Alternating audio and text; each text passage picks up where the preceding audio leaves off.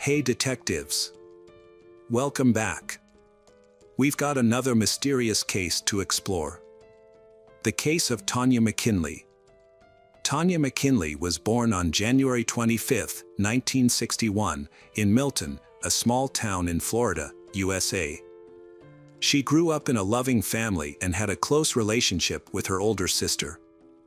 As children, they often played outside, skateboarded, and went bowling. After graduating from high school, Tonya decided to move to Pensacola, about 25 miles away from her hometown, to explore the medical field and become a medical transcriptionist. To become a medical transcriptionist, Tonya did not need a medical degree but only had to take special courses. She moved in with her cousin, Vanita, to save on rent. In Pensacola, Tonya met a boy named Tim, and they began dating. They later moved in together, and in 1983, their son Timothy was born. However, Tonya's relationship with Tim was not perfect. They argued frequently, and about a year after Timothy was born, they decided to separate. At the end of 1984, Tonya temporarily moved in with her cousin, Vanita, who was now married and had 2 children. Tonya planned to find her own place and move out as soon as she could. One day, Tonya, her sister, and Vanita's husband decided to go to a local bar to celebrate New Year's Eve. Vanita and Tonya dropped their children off at daycare and decided to enjoy the night. At the bar, they had a night full of laughter and music. As the clock struck midnight, they welcomed the new year, 1985. Vanita and her husband were about to go home, but the daycare they had left their children at closed at 1 a.m., so they needed to pick them up in an hour. However, Tonya wanted to stay at the bar a little longer because, for the past 2 years, she had been focused on work and taking care of her children. Tonya asked Vanita if she could pick up her son from daycare, and Vanita agreed since they lived together and needed to pick up her son anyway. Before Vanita and her husband left the bar, Vanita asked Tonya how she would get home since they had gone to the bar together by car. Tonya told Vanita not to worry and assured her that she would find a way home since she had many acquaintances at the bar. On the morning of January 1st, Vanita woke up and was surprised to find that Tonya had not returned. Normally, Tonya would have been home by then, so this delay was unusual. At first, Vanita was not too worried, thinking that Tonya might have stayed at a friend's house. However, things quickly changed when Vanita's mother-in-law knocked on their door with a shocking announcement. Tonya had been found dead in the early hours of the morning, around 3 a.m. A Pensacola resident had taken her dog to the vet for an urgent medical issue. While the woman was out, her daughter saw a strange object on the road. She thought it was a mannequin, but when she told her mother, the woman decided to take a closer look. She was horrified to realize it was actually a human body. She immediately returned home and called the police. Police arrived at the crime scene and found the body of a 23-year-old woman named Tonya McKinley lying in a vacant lot near the road. When they arrived, they found her pantyhose pulled down, her skirt pulled up, and her shoes missing. Police also found a blue scarf with a red stain that looked like blood next to the victim. Her shoes were found a few blocks away, along with a wallet containing identification in her name. To clarify the cause of Tonya's death and the development of the case, the police handed over the victim's body to medical experts for an autopsy. Investigators also continued to collect and analyze traces at the scene. After the initial investigation, it was discovered that the victim was likely killed elsewhere, as there was no blood near the body except for the blue towel stain. Furthermore, traces on the ground showed that the body had been dragged to the side of the road. On the blue towel and the victim's body, the police found some suspicious traces. These were human hair and pubic hair, along with dog hair. They suspected that these hair and pubic hair samples might belong to the killer and that this person might have kept dogs. After the autopsy, medical experts determined that Tonya suffered a head injury from being hit with a heavy object. However, the main cause of her death was strangulation. Furthermore, experts also confirmed that the victim had been sexually assaulted. Experts collected a semen sample from the victim's body, but at the time, DNA analysis was not widely used in forensic science. Therefore, they could only determine that the suspect had type B blood. Since these clues did not help the detectives find the killer, they began to develop a list of suspects. The first suspect they focused on was Tim, the victim's ex-boyfriend. Through talking to Tonya's relatives and friends, the police discovered problems in the relationship between Tonya and Tim, as well as constant arguments both before and after the birth of their son. When Tonya decided to break up, Tim objected and continued to try to convince her to come back. Tim kept calling Tonya, visiting her, and acting as if he could not accept the breakup. The police suspected that Tim may have followed Tonya to the bar on New Year's Eve, leading to a confrontation that ended in murder. They questioned Tim, but he denied any involvement. Tim also agreed to provide a hair sample for comparison. Although experts were unable to extract DNA from the hair, they were able to compare the hairs under a microscope. The results showed that Tim's hair was significantly different from the hair found on the victim's body and the towel. As a result, the police temporarily eliminated Tim as a suspect. After collecting clues at the scene, the detectives turned their attention to the people who were at the bar on New Year's Eve. They questioned Vanita about whether she had noticed anyone acting strangely or aggressively toward Tonya.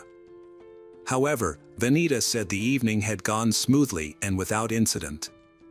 Investigators also learned that Tonya had briefly dated a man named Kurt, who worked as a bartender at the same bar. So they interviewed Kurt, who denied any involvement in the murder.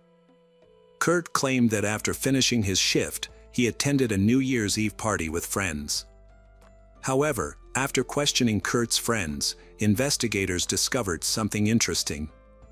Kurt's friends confirmed that he was at the party, but not immediately after finishing his shift at the bar. Based on this testimony, police believed that Kurt had enough time to theoretically commit the murder. Through interviews with many people who were at the bar, detectives determined that Tonya was last seen alive at 1:15 a.m., but no one witnessed her leaving the bar. Investigators also interviewed residents in the area near where the body was found. One family said they drove by around 2 a.m. and they were certain that no body was visible at that time. Investigators determined that Tonya was killed within an hour and a half of her last known sighting. During this time, Kurt had no solid alibi. He agreed to take a polygraph test, but the results were inconclusive, as he gave several false answers. However, blood tests eliminated Kurt as a suspect because his blood type did not match the killer's blood type, which was determined from a semen sample. The police continued to search for other potential suspects, but their efforts were hampered. The killer's semen could not be analyzed, and the lack of significant evidence or witnesses left the case at a standstill. However, investigators were almost certain that the killer must have lived in the area near where the body was found. The area was on the edge of a large residential area and was isolated from major roads. Police suspected that a stranger would not have come there with the body without knowing anything about the area. To this day, the case remains unsolved. Sadly, Timothy lost his mother when he was 18 months old and was taken care of by his father and Tonya's family. They decided to keep the death of Timothy's mother a secret. As he grew older, relatives told him that his mother had died in a car accident. This truth was kept secret until Timothy turned 14. At Christmas, he was curious about the gift his father had prepared. While rummaging through the house, Timothy stumbled upon a letter written by his father, addressed to famous TV host Montel Williams. Tim mentioned Tonya's murder in the letter, hoping that public attention would help expedite the investigation. Through the letter, Timothy discovered the true fate of his mother because it contained specific details about the case. In 2000, the police department reopened Tonya's case, hoping that advances in DNA analysis would help identify the killer. To investigate, they sent all available evidence to a lab for analysis.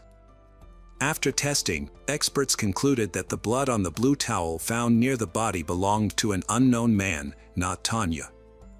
They took a sample of the man's DNA and uploaded it to the FBI database, but found no match. The case went cold again and wasn't reopened until 2015, exactly 30 years after the murder. Detectives had to try a different approach when the killer's DNA had not yet appeared in the FBI database. With modern technology, they could search not only for exact matches but also for partial matches.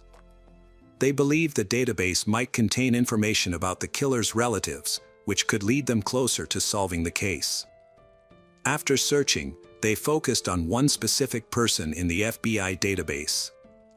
His DNA had some similarities to the DNA sample of Tonya's killer, although the similarity was not strong. The police investigated his family extensively and even contacted his relatives.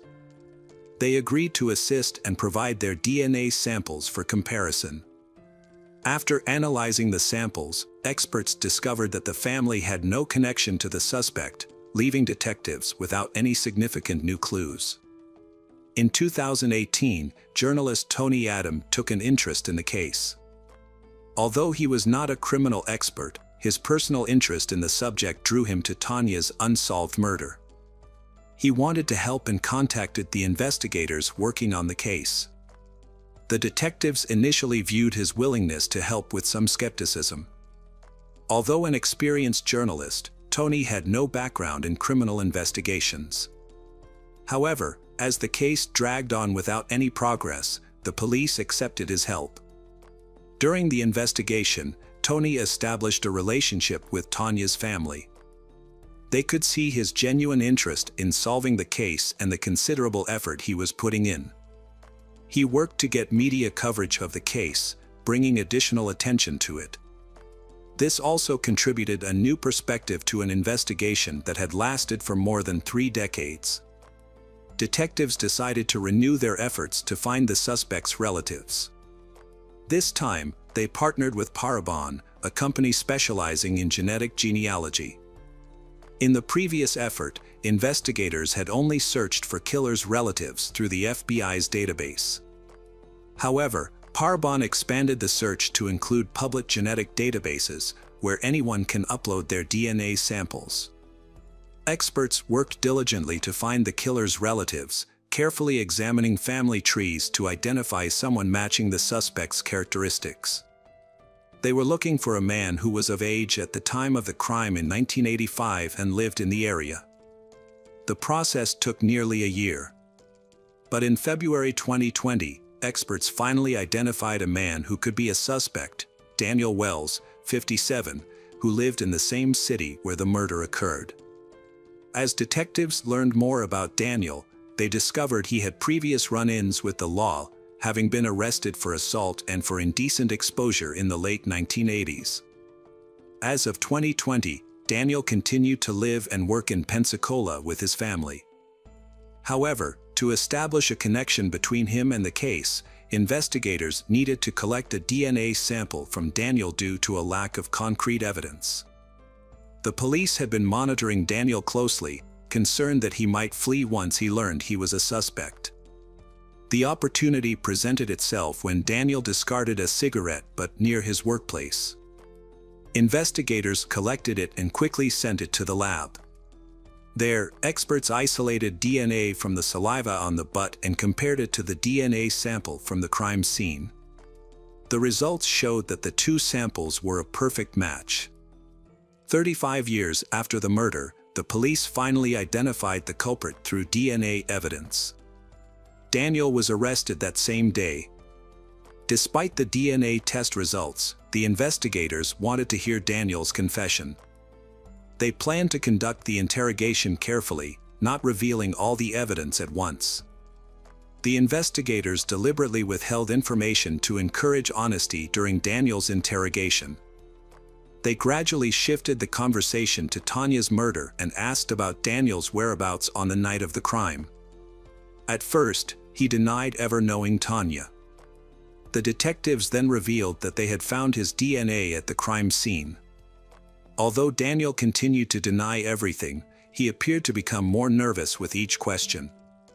The detectives emphasized the importance of the DNA test results, making it impossible for him to avoid the questions. They told him that the only way to alleviate the situation was to confess. And it worked. Daniel began to tell his story. Initially, he tried to justify the presence of his DNA by suggesting that he might have had sex with Tonya that night. But the detectives didn't believe him and continued pressing for the truth. Daniel eventually confessed to killing Tonya on that New Year's Eve. Daniel's story raised serious questions. He admitted that he met Tonya at a bar and offered to take her home. They then went to Daniel's house, drank, and had consensual sex. However, an argument broke out, and Daniel couldn't remember what it was about. In a fit of rage, Daniel picked up a heavy wooden cutting board and hit Tonya over the head. When he realized she was dead, he panicked and took her body to another location to dispose of it. On the way back, he discarded her belongings and returned home. However, Daniel's story had many inconsistencies. When asked about the dog hairs on Tonya's clothes and towels, he explained that his roommate had a black Labrador. But this did not explain why Tonya would willingly have sex with him only to have a violent argument that led to her death. Furthermore, Daniel claimed that Tonya died from a blow to the head, but medical experts determined that the actual cause of death was strangulation. This made Daniel's story unreliable and suggested he was trying to minimize his responsibility. A more plausible scenario is that Daniel attacked Tonya, but she fought back.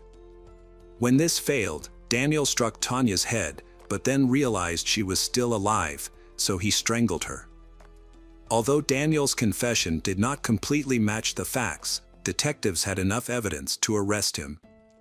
Daniel was arrested for murder and taken into custody. Investigators then contacted Tonya's family, including her son, to let them know that the killer had been caught. Timothy was emotional and thanked the police for finding his mother's killer. However, Daniel did not face trial or serve any prison time for his actions. Just 2 weeks after his arrest, Daniel's body was found in his cell. An autopsy revealed that he had committed suicide. Although Tonya's family was disappointed that the killer had committed suicide in prison, they finally received justice after 35 years. Hello friends, welcome to our channel. Today we're going to take a look at another horrible case with you. The case of Krista Baker Alexander. Krista Ann Baker was born on November 27, 1983, in Laurel and Jones County, Mississippi, to Pastor Winfred Baker and Patty Ann Baker. She was the youngest of 3 children, with 2 older brothers. When Krista was 8 years old, her family moved to Abota Springs, Louisiana, where they built a church and actively participated in its activities. Growing up, Krista traveled extensively with Christian missionary organizations to help those in need, particularly children. She was homeschooled and later pursued a degree in Christian education through online courses at the North Tennessee Bible Institute. Krista's passion was serving others, especially children, and she hoped to start her own family one day. However, her faith took priority, and she dreamed of finding a husband who shared her values. Krista adhered to traditional values and chose to save herself for marriage, only dating with the intention of finding a lifelong partner. During this time, she developed close friendships, including one with Cootie Alexander, a fellow youth pastor who shared her passion for missionary work. Cootie was a charismatic and well-liked individual in his community. Their families met through the church and maintained a good relationship. Cootie had been friends with Krista for many years before he asked her father, Winfred Baker, for permission to marry her. Her father happily agreed. During their courtship, Cootie and Krista followed church traditions and refrained from intimate contact. Krista had even told her parents that she wanted to save her first kiss with Cootie for their wedding day. While Krista helped her parents at church, Cootie was pursuing a career as a paramedic. A year later, they decided to get married. On March 1, 2008, they exchanged vows in front of their families and church members. The wedding was a joyful celebration, and Krista was a beautiful bride. However, their happiness was short-lived. Just 4 months after the wedding, tragedy struck. On June 29, 2008, Cootie returned home from a night shift at around 6 a.m. to find Krista lying face down on the floor. She was dead. Cootie immediately called the police. Krista's body was found near the front door, with no signs of a struggle. A bullet wound was discovered in the back of her head, with burn marks on her skin, indicating that the shot was fired at close range. The gunshot wound suggested that the gun was positioned at the back of Krista's head when the shot was fired. A 9mm shell casing was found on the floor next to her body. Initially, investigators thought the crime might have been a botched robbery. It was possible that someone broke into the house, assuming it was empty, and then killed Krista to avoid leaving a witness. Police had thoroughly searched the house. A jewelry box was found on the bed, the gun cabinet had been forced open, and Krista's purse was on the kitchen table, showing signs of having been rummaged through. Additionally, many drawers and cabinets were left open, suggesting that the perpetrator was looking for something of value. After completing their search of the house, police began interviewing individuals who had access to the property. Krista's husband, Cootie Alexander, was the first person they spoke with. However, he was too distraught to answer questions immediately, and investigators had to wait for him to compose himself. Once he was able to speak, Cootie reported that everything had seemed normal the previous night before he left for his overnight shift as an emergency medical technician with Cadan ambulance. He told that he called Krista multiple times throughout the night, but she didn't answer her phone. He also sent her several text messages, which she didn't respond to. Assuming she was just tired and had fallen asleep, he didn't think much of it. However, when he returned home the next morning, he was met with a disturbing scene. The front door was slightly open, and upon entering, he found their belongings scattered everywhere and Krista lying on the floor with a fatal gunshot wound to the head. He immediately checked her pulse and confirmed that she was dead. Panicked, he called 911 right away. The investigators were tasked with determining who could have entered the house while he was at work. It was possible that the perpetrator waited until Krista was alone before striking. They also explored the possibility that Krista may have let the killer into the house herself, as there were no signs of a struggle on her body or in the house. This suggested that she may have known her attacker and didn't feel threatened until it was too late. Cootie informed the investigators that a rifle and a shotgun were missing from the gun cabinet. What made the situation even more tragic was that Krista was 17 weeks pregnant, meaning that not only had he lost his wife, but also their unborn child. Cootie was overcome with grief and struggled to come to terms with the loss, unsure of how to move forward with his life. The case involved 2 victims, not one. The crime scene appeared unusual to investigators. The house was messy, but it didn't seem like the result of a typical burglary. Cabinets and drawers were open, but there was no evidence of rummaging or searching for specific items. It was as if the perpetrator wanted to mislead the police. The jewelry box was also open, but the jewelry was still intact, which raised suspicions. Krista's purse was open, yet all its valuable contents remained. The police noted that 2 firearms were missing from the house, but this was unusual because there were more firearms in the house that were not taken. This led investigators to wonder why the perpetrator didn't take all the available firearms.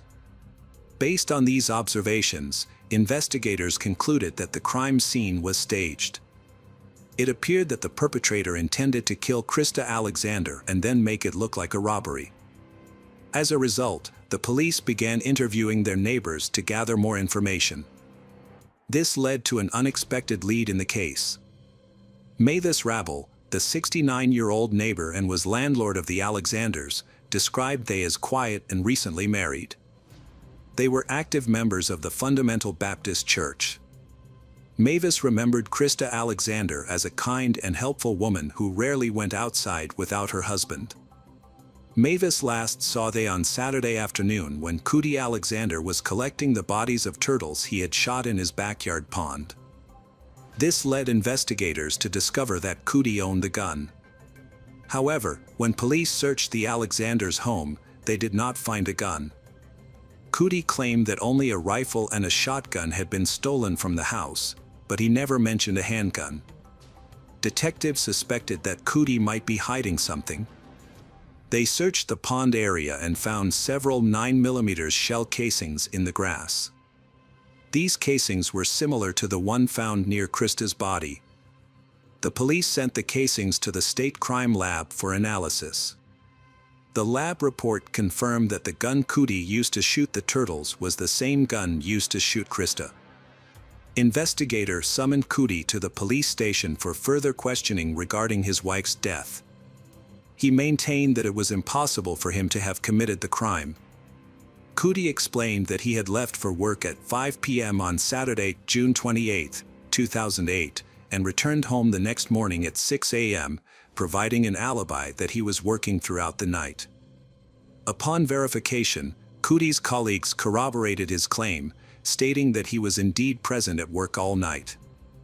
When inquired about the firearm, Cootie revealed that he owned a gun but claimed to have sold it the day prior to the incident to an unknown man named Steve. The alleged buyer had paid $500 in cash, which made verifying this claim difficult. According to Cootie, Steve was described as a white male in his mid-30s, around 6 feet 1 inch tall, driving an old Toyota pickup truck. Krista's parents shared their concerns with investigators, stating that they didn't believe Cootie's account of events. Her father, Winfred Baker, noted that Cootie showed little emotional response to Krista's death, a behavior that had started a few months before their wedding.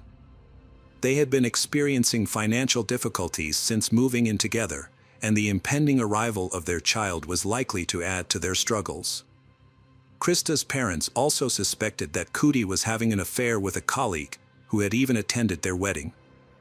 Krista had confided in friends just weeks before her death that she suspected Cootie was cheating on her. As investigators dug deeper into the marriage, they became increasingly convinced that Cootie and Krista had different visions for their future. However, was this enough motive for Cootie to take Krista's life, especially given that she was carrying their unborn child?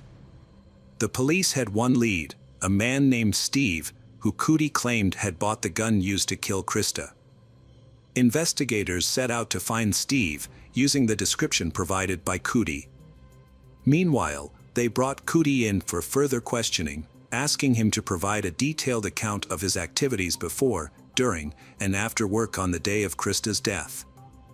This time, his story differed from his initial statement. The investigators found several inconsistencies in Cootie's story. He failed to mention a man named Steve, who was allegedly at his house, and to whom he had sold a gun.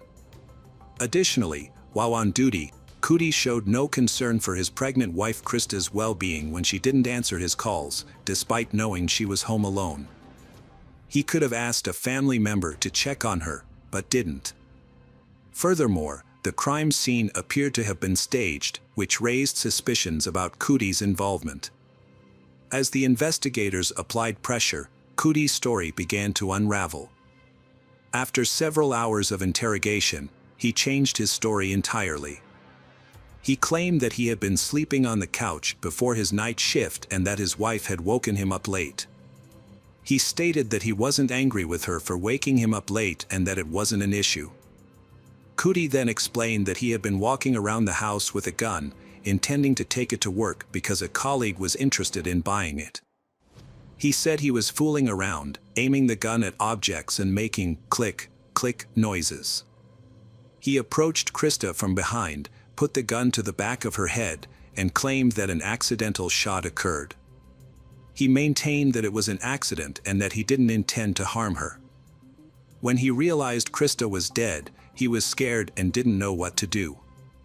Cootie Alexander admitted to staging a crime scene to make it look like a robbery.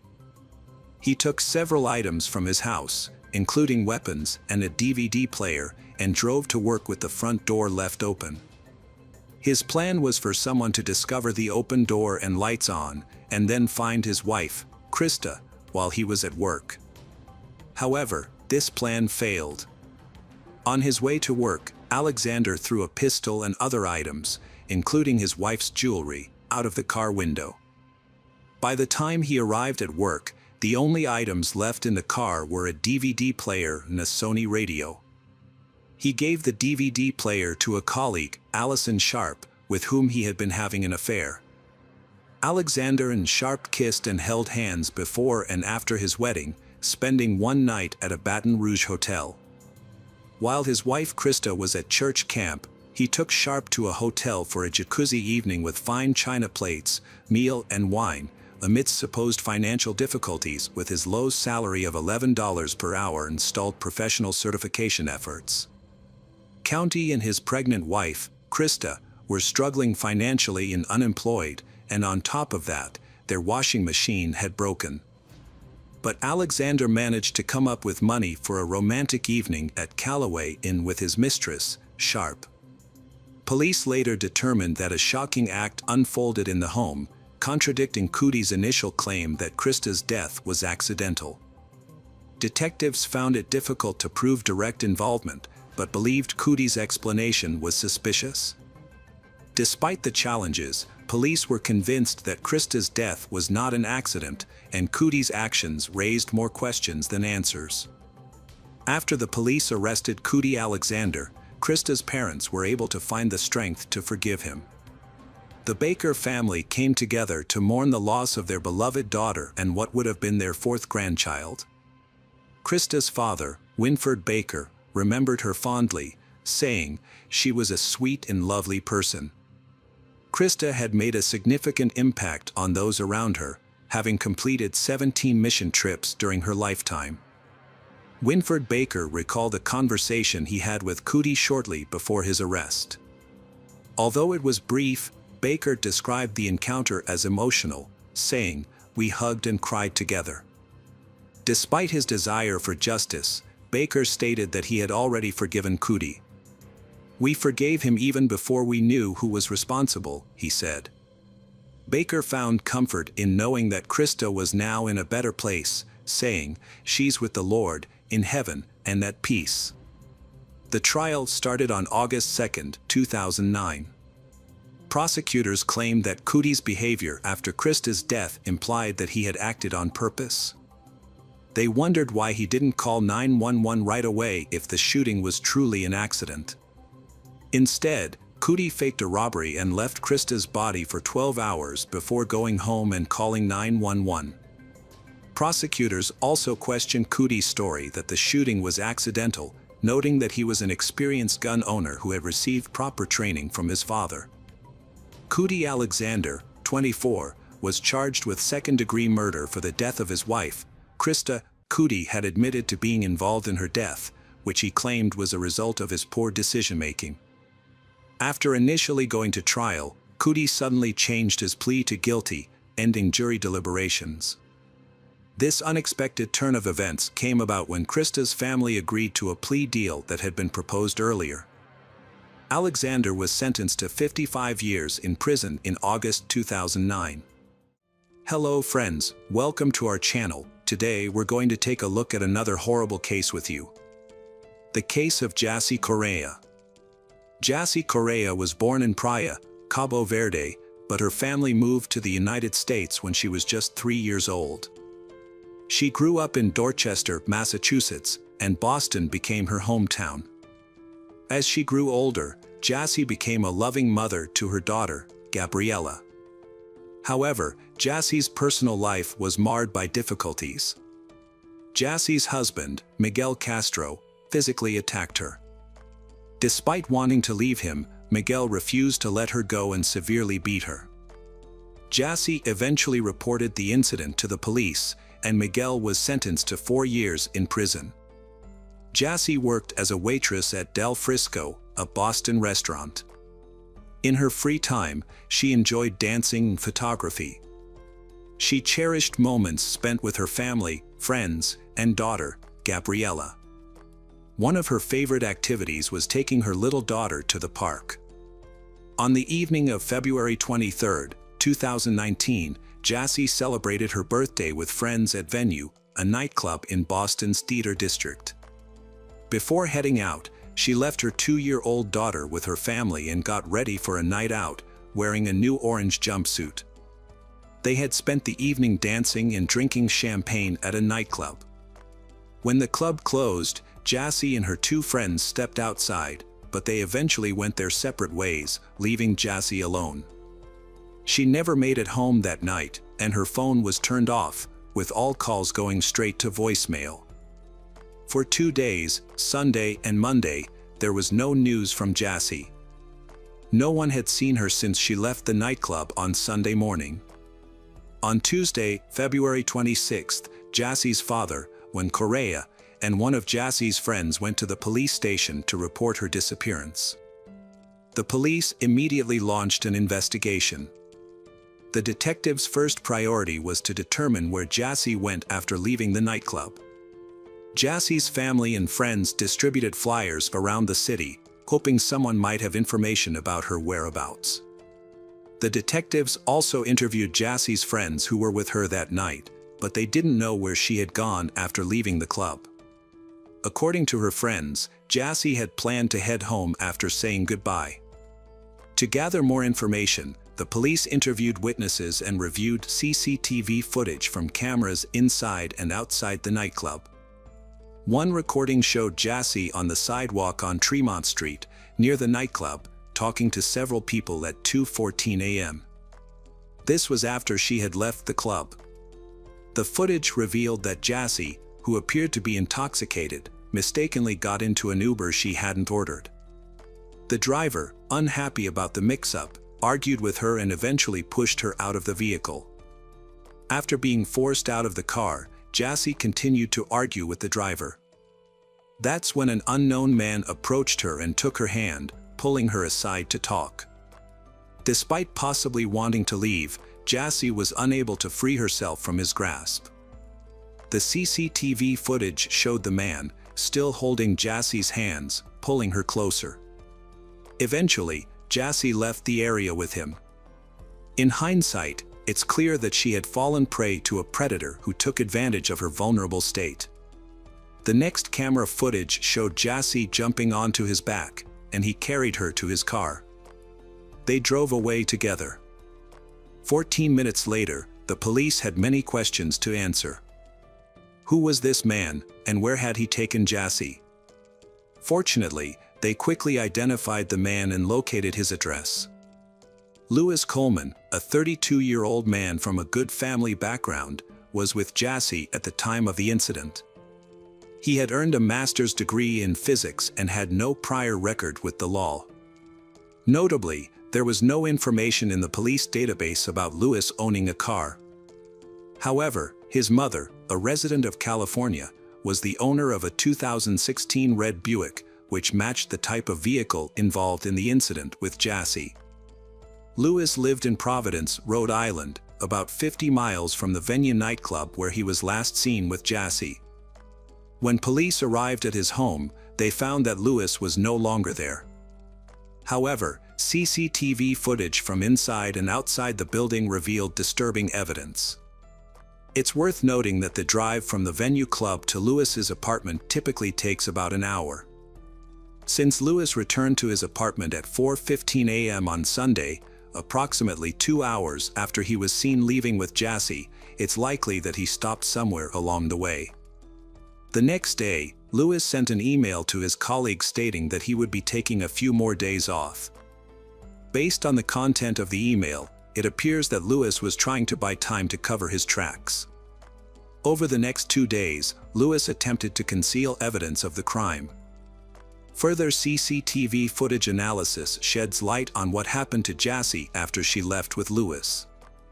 Although the police never released the initial footage due to ethical concerns, it showed Louis entering his apartment building with Jassy. FBI Special Agent Thomas Sukus described the footage as follows. Lewis was seen walking from a red sedan towards the front of the building, carrying a body with long hair and orange pants. Agent Sukus believes that this footage shows Lewis carrying Jassie's body into his apartment building. According to Sukus, security footage from the building's lobby reveals that at approximately 4:27 a.m., Lewis entered the building carrying an unconscious or already deceased Jassie in his arms. He proceeded to the elevator and took it to the 6th floor. Notably, on February 26, the same day Jassie's father reported her disappearance to the police, Lewis made a suspicious purchase at Walmart. His receipt shows he bought multiple items that raise red flags, including protective suits, duct tape, electrical tape, candles, gloves, safety goggles, a mask, and Clorox bleach.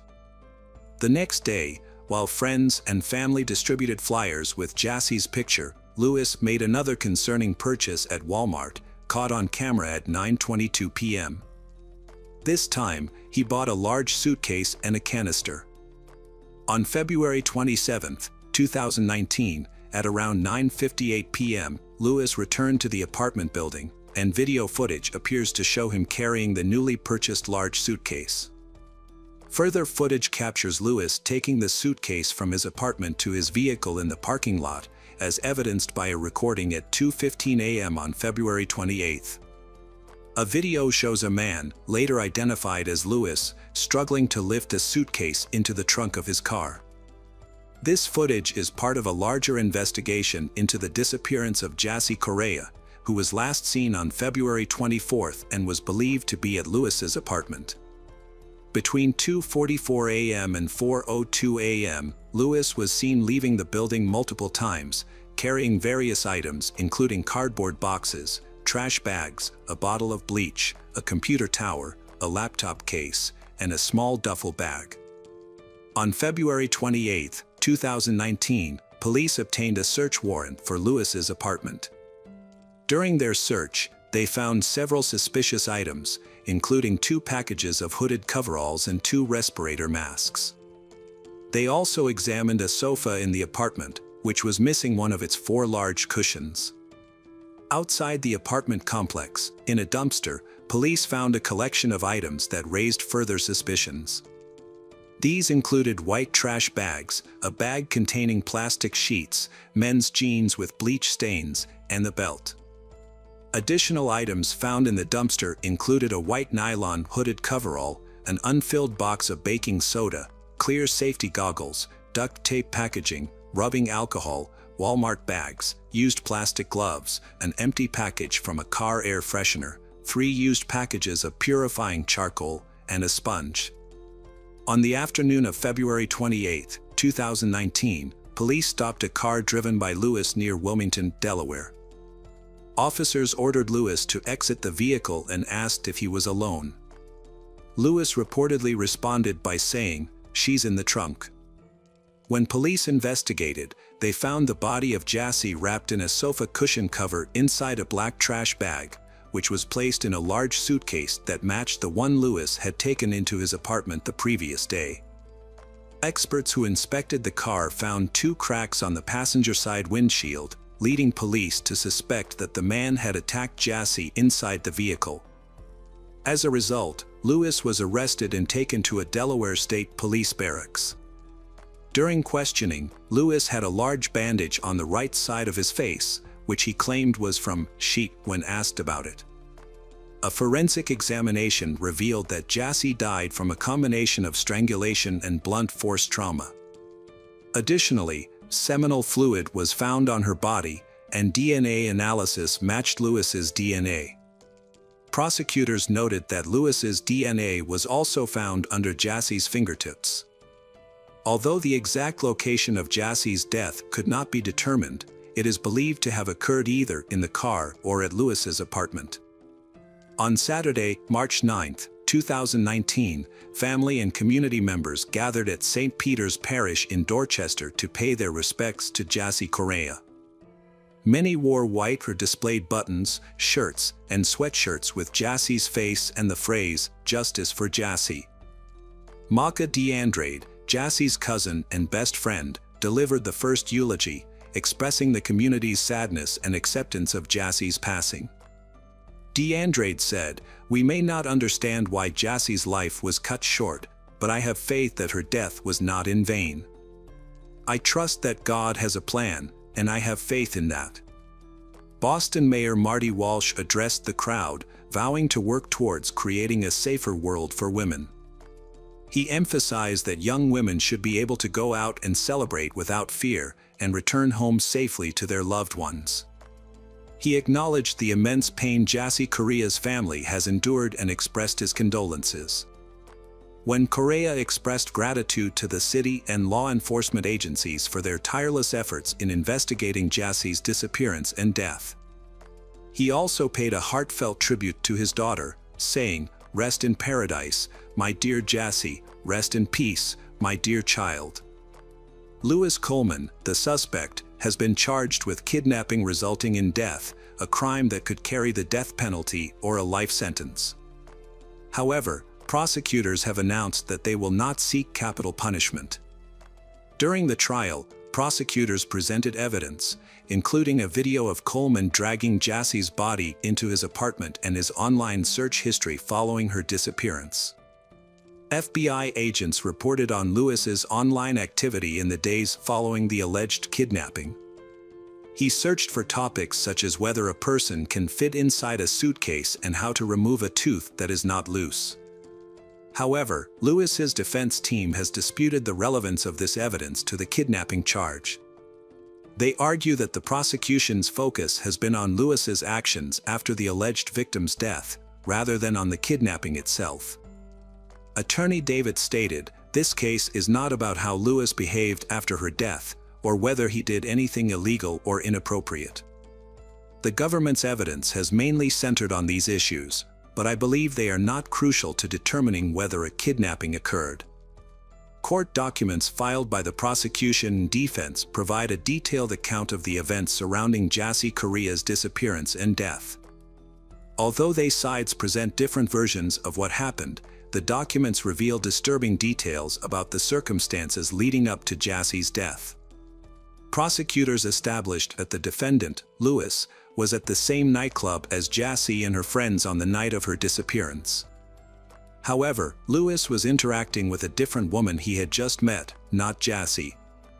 They exchanged phone numbers and texted each other while at the club and after it closed. The prosecution and defense have presented conflicting narratives about the events that unfolded. Prosecutors argue that Jassie was not the aggressor and that Lewis deceived her into getting into his car by offering her a ride to her friend's apartment, ultimately taking her life.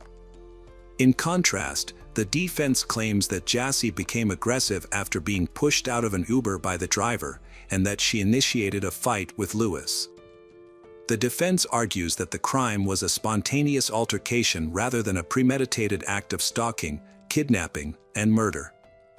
Prosecutors pointed out that the defendant's main argument was that the victim, who weighed 119 pounds, had attacked the defendant, who weighed 200 pounds.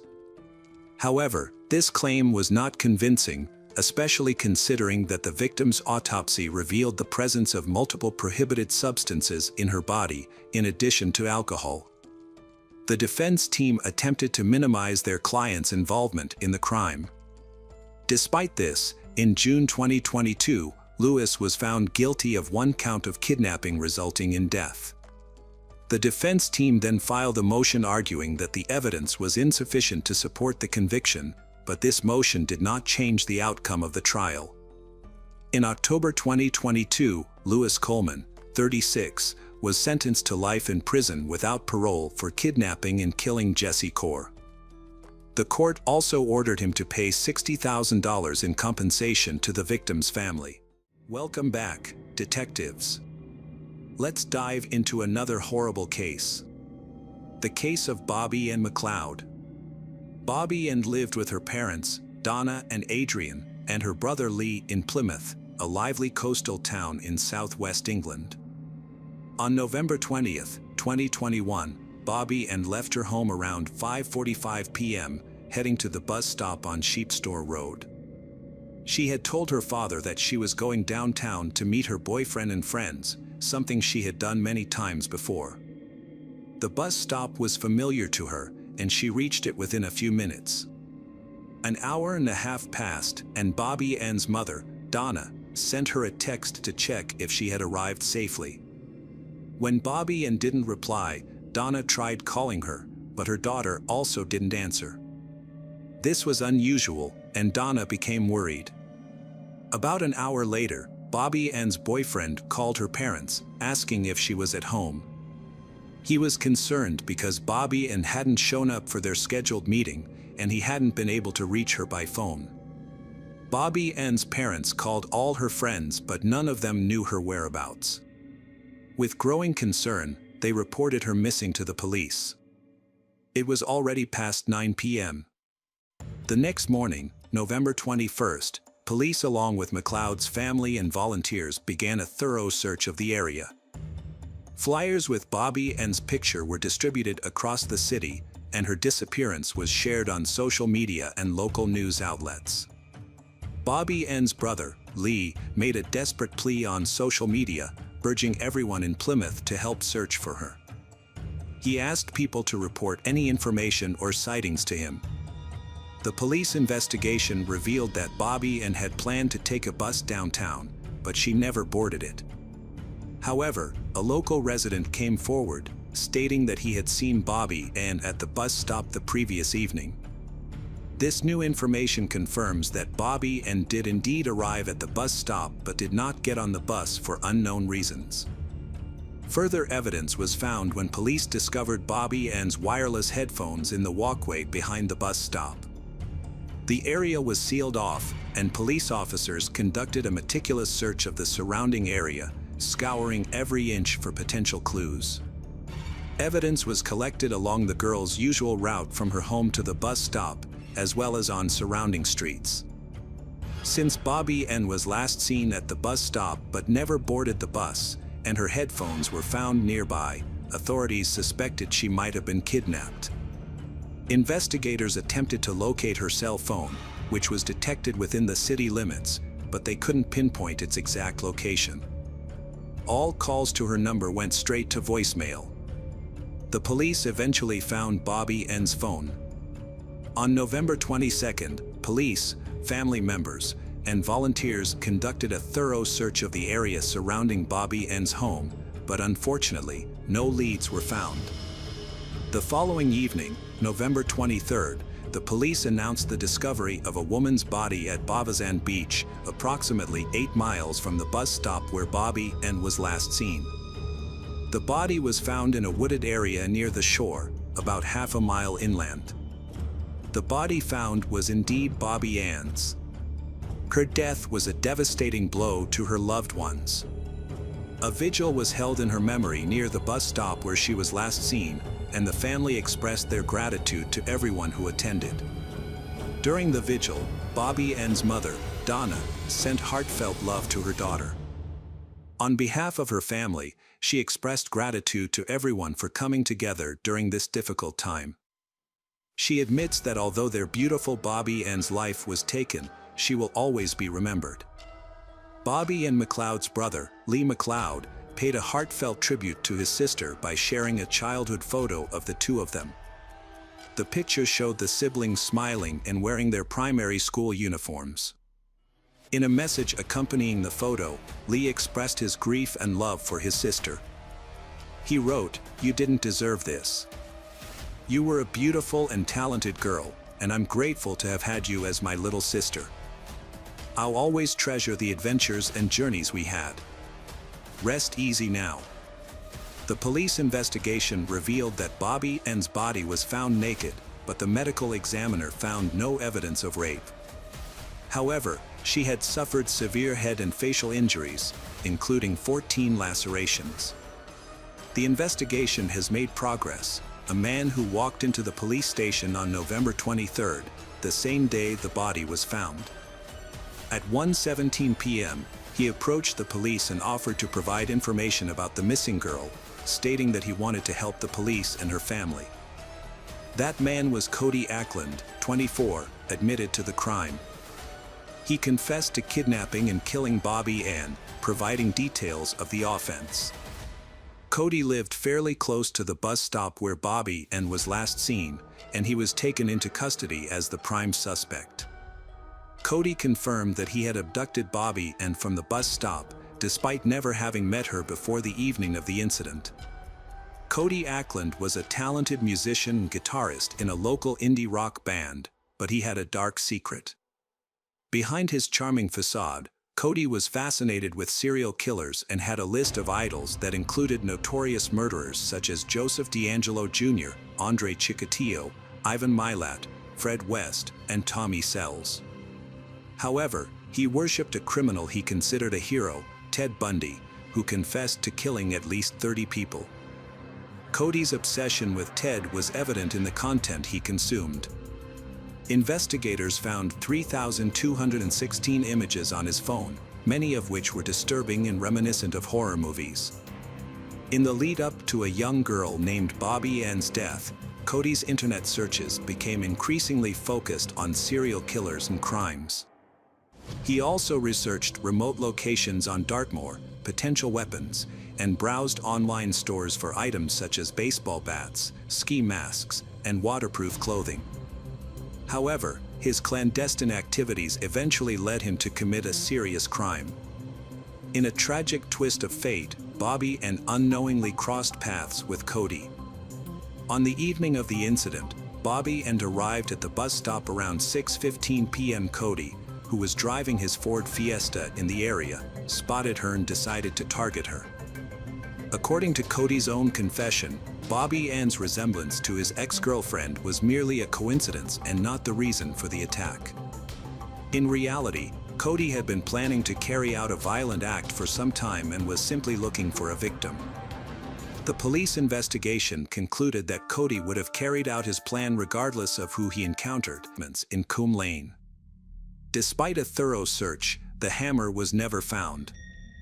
On November 21st, Cody spent the day socializing with friends, attending a pizza gathering, a band rehearsal, and a night out at the pub. Those who saw him that day noticed he was in an unusually good mood, happy, joking, and affectionate with his friends. The following day, November 22nd, Cody continued to enjoy himself, buying popcorn and watching a movie at the theater. Meanwhile, police, family, and volunteers were searching for Bobby Ann, and Cody was keeping up with the latest news on his phone. On November 23rd, Cody went to work at a car service company. During his lunch break, he sent a message to a chat room for his music group, expressing his love for them, and also texted his mother to tell her how much he loved her. Shortly after, he went to the police station and confessed to the crime. Shortly after, Cody's band members have issued a statement on Facebook announcing that they are disbanding the group with immediate effect as a mark of respect for the late Bobby Ann McLeod. They expressed their shock and disbelief at the tragic events, saying their thoughts and prayers are with Bobby Ann's family and friends, who must be devastated by their loss. The band members explained that they cannot continue as a group and have decided to go their separate ways. They will not be making any further comments at this time. In a separate development, police revealed that they had found physical evidence linking Cody to the crime scene. This included Bobby Ann's DNA in his car and on his sneakers. The trial of Cody Ackland took place in May 2022. Cody's attorney, Ray Tully, stated that psychiatrists had evaluated Cody and found that he did not have a mental illness.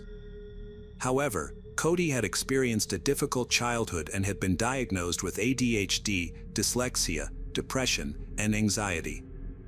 By the age of 19, Cody had a 7-year history of depression. Ray explained that Cody had not received much support or comfort from his family or school life.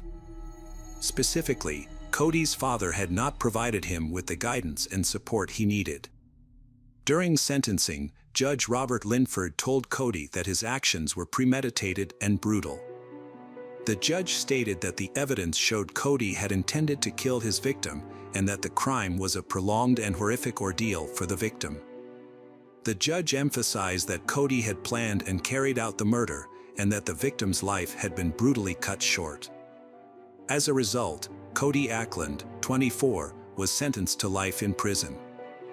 He will serve a minimum of 31 years before being eligible to apply for parole. Hello friends, welcome to our channel. Today we're going to take a look at another horrible case with you, the case of Adrienne Robert. Adrienne Robert was born on January 4, 1983, in Brunswick, Maine. She graduated from Leavitt High School in Maine in 2001 and the University of Maine at Augusta in 2005. 2 years later, in 2007, she relocated from Maine to Clearwater, Florida. Those who knew her described Adrienne as a beautiful, kind person, always happy and vibrant. At the time of her disappearance, Adrienne was in a relationship with her boyfriend, Justin, and they were planning to start a life together. She was renting a house with her friend Jay. As their relationship progressed, Adrienne and Justin found a new house in July 2012, where they intended to move in together. On the evening of July 13, 2012, Adrienne decided to throw a goodbye party before moving out. Adrienne told Justin that she and Jay would be going out to a movie or a bar. Justin couldn't join them because he was busy with some other things. He didn't object to Adrienne spending the evening with Jay, as they were close friends. Initially, Adrienne and Jay celebrated at home, reminiscing about good times and having a few drinks. Later, they decided to continue the night out and went to the Diamond Doll strip club. Jay called 911 at 3:34 a.m. to report that he had found his roommate, Adrienne, unresponsive. He told the operator that they had been at a nightclub earlier, but Adrienne had left before him. When Jay arrived home, he discovered Adrienne on the bathroom floor, her eyes open but not breathing. There were also signs of a struggle, suggesting a crime had taken place.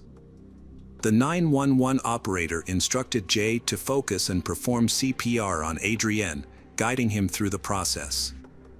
Jay followed the instructions, attempting to revive Adrienne until the paramedics arrived.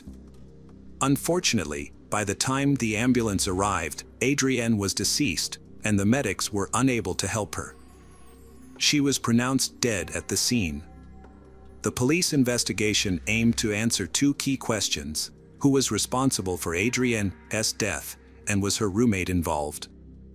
The police began by thoroughly searching the house, checking every closet and under every bed to ensure the perpetrator was not hiding inside. Detectives and forensic experts observed that there were no signs of forced entry on the front door when they first arrived at the crime scene. Adrienne's body was found on the bathroom floor, wearing only a bra.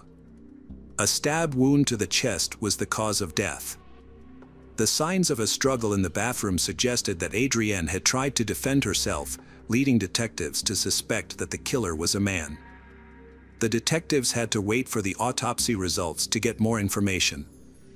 While searching Adrienne's bedroom, they noticed that someone had cut off a piece of her bed sheet. It seemed like the killer was trying to destroy evidence, possibly to eliminate any DNA they may have left behind. However, it was puzzling that the killer didn't take the entire sheet, as the remaining part could still contain DNA. Further investigation revealed a substance similar to seminal fluid on the sheet, which was sent to the lab for analysis.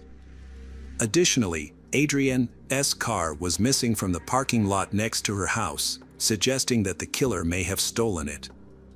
The police launched an investigation into the crime, searching for potential witnesses and issuing an alert for the victim's car. To piece together the events surrounding Adrienne's death, detectives needed to gather as much information as possible about her final hours. Before proceeding, however, they had to break the devastating news to her family. Adrienne's parents were stunned by the revelation, struggling to come to terms with the loss of their beloved daughter. Justin discovered the shocking truth the morning after, when he saw police surrounding her house.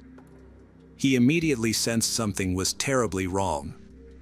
The detectives then broke the devastating news: Adrienne had been killed the previous night. Given that perpetrators often return to the crime scene, and Justin's close relationship with Adrienne, the detectives felt compelled to investigate him as a potential suspect. In cases like this, it's standard procedure to investigate the people closest to the victim first. Later that day, police found Adrienne's car abandoned just a few blocks away from her house, with the headlights still on and the keys in the ignition. This discovery further supported the investigators' initial theory that the killer had likely used Adrienne's car to escape the crime scene. Forensic experts thoroughly searched the interior of Adrienne's car for any clues that could help crack the case. Meanwhile, investigators reviewed the CCTV footage to identify the person who was driving the car. Although there were no cameras at the exact location where the police found the car, neighboring buildings had cameras that captured footage of the area. After examining the recordings, investigators spotted a man wearing shorts, a baseball cap, and long hair. The man was seen walking away from Adrienne's car around the same time the 911 call was made. He was heading in the opposite direction, which made it essential for investigators to track his next move. Unfortunately, their attempt to follow him was thwarted when they discovered that he turned a corner where there was no surveillance camera. The investigators rewatched the footage multiple times, hoping to pick up on a detail they might have missed initially. The police had difficulty gathering clear information about the man in the recording because it was taken at night. However, interviewing witnesses provided new leads. A neighbor reported seeing Adrienne and a man running past his house on the sidewalk at night. This was unusual for two reasons. It was late, and they didn't appear to be going for a run.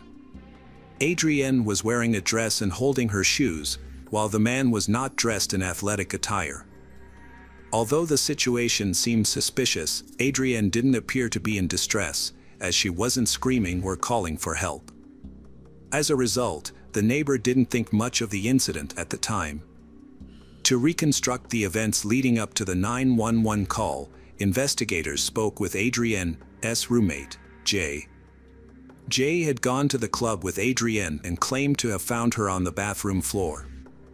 During questioning, Jay told the detective that he and Adrienne had a few drinks at home before heading to Diamond Dolls, a club they often visited to unwind and escape their daily problems. Jay told investigators that he and Adrienne walked to Diamond Dolls because they had been drinking and didn't want to drive. The police focused on the club because it attracted a questionable crowd. Jay claimed they arrived around 10:30 p.m. and stayed for several hours. While they were sitting at a table, a stranger with a beard and a baseball cap joined them. Later, Adrienne decided to leave, and Jay said he stayed behind. He noticed the stranger had also left. To verify Jay's story, investigators reviewed the club's surveillance footage. They found a camera with a wide angle that recorded everyone entering and leaving the club that evening. The footage showed Jay and Adrienne arriving at the club, appearing calm and normal. Another camera at the entrance provided a clear view of people's faces and clothing. CCTV footage confirmed Jay's account of events. It shows him leaving the club alone at 2:53 a.m. and walking towards his house. The footage also reveals that Adrienne left the club earlier, at 1:38 a.m. Notably, she was seen wearing a dress and what appeared to be a jacket when she arrived at the club, but only wore the dress when leaving. This discrepancy raises a key point. Shortly after Adrienne departed, a man wearing a baseball cap rushed out of the club, presumably to return the jacket she had left behind. After returning the jacket, the man and Adrienne appeared to be engaged in conversation. The exact topic of their discussion remains unclear. Rather than returning to the club, the man followed Adrienne. After exiting the parking lot, they turned right onto a relatively isolated street with few houses. It is unclear whether Adrienne felt threatened or uneasy at this point, and this may remain uncertain. After reviewing the evidence, investigators determined that the man seen on camera at the club and the man near Adrienne's abandoned car were two different individuals. Based on the circumstances surrounding her death, They believed the man from the club's CCTV footage was the likely culprit. The other man may have been an innocent bystander. The police were exploring all possible scenarios to provide answers to Adrienne's parents as soon as possible. Adrienne's family traveled to Florida to collect her belongings. Investigators met with her parents, Mark and Dolores, and assured them that they would do everything possible to find and bring the perpetrator to justice. According to her parents, Adrienne was a friendly person with no known enemies. She had a good relationship with her boyfriend, Justin, and her roommate, Jay. Investigators suspected that Adrienne did not know her killer. The laboratory report soon arrived, revealing that male DNA was found on the sheet, Adrienne's body, and the walls. Although the killer had attempted to destroy evidence by cutting out part of the sheet, forensic experts were still able to recover the DNA. However, when the investigators compared the DNA to the database, they were disappointed to find no matches. As a result, the police had the DNA of an unknown suspect in CCTV footage from the club where Adrienne spent her last evening. Detectives focused on the footage as the key to solving the case. They re-examined the recordings, this time reviewing both daytime and nighttime footage, which led to a breakthrough. Approximately 8 hours before Adrienne's death, investigators spotted the same man who had been talking to Adrienne in the parking lot and had left with her. This time, they got a clearer view of his face. To determine how the unknown man arrived at the club, investigators reviewed the footage and saw that he had taken a taxi. The taxi's phone number was visible on the recording, making it easy to identify the taxi company. This new information made it simpler to identify the man. Detectives discovered at the phone number that ordered the taxi was caught on footage near Diamond Dolls, and it belonged to Thomas Frederick. By comparing his driver's license photo with the image of the man on the CCTV footage, detectives confirmed that it was the same person. As a result, Thomas Frederick became the primary suspect in the case. The police required concrete evidence to arrest Frederick, but the surveillance footage alone was insufficient. To gather more evidence without alerting him, they began secretly monitoring his activities. Their goal was to obtain his DNA sample discreetly, as they were concerned that approaching him directly might scare him off. For a week and a half, the officers tracked Frederick's movements, following him to work and keeping a watchful eye on his home at night. Their patience eventually paid off when Frederick discarded a cigarette butt on the road. The officers collected the butt and sent it to a laboratory for DNA analysis. The purpose of the test was to determine if Frederick's DNA matched the samples found at the residence of Adrienne Robert. While waiting for the test results, the police continued to secretly monitor Frederick, as they suspected he might attempt to leave the state at any moment. After receiving the laboratory report, everyone's anticipation was met with an unsurprising conclusion. The DNA analysis revealed that the samples found on the sheet, walls, and Adrienne's body all belonged to Thomas Frederick. As a result, the police arrested and brought him in for questioning. During the interrogation, Frederick claimed to be a frequent visitor to various clubs and bars, where he would often meet new people. When shown a picture of Adrienne, he stated that they had met at Diamond Dolls, where she had bought him a drink and they had danced and talked. However, when the police confronted him with CCTV footage that contradicted his alibi, he changed his story. Frederick then claimed that he and Adrienne had walked together to the end of the street before parting ways.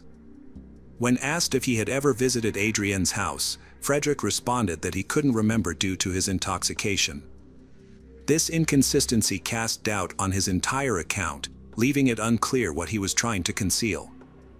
The man initially claimed he had no recollection of being at Adrienne's house. However, it was revealed that a witness had seen Adrienne running barefoot while the man chased after her, which suggested that he was lying. When questioned by the investigators, Frederick provided an explanation. He claimed that Adrienne asked him to escort her home and that she began running suddenly after deciding she was in a hurry. She took off her shoes, prompting him to chase after her in order to stay by her side. Despite Frederick's shifting story, detectives uncovered compelling evidence. A DNA test showed that Frederick's DNA was on Adrienne's sheet and numerous items throughout her home. Frederick altered his story after receiving the DNA test results. Now he's claiming self-defense when confronted about his inconsistent explanations. Suddenly remembering past events he couldn't previously recall, Frederick finally shared an apparently factual narrative about how things actually occurred. They spent an intimate time in Adrienne's home where things ultimately became grim and both engaged.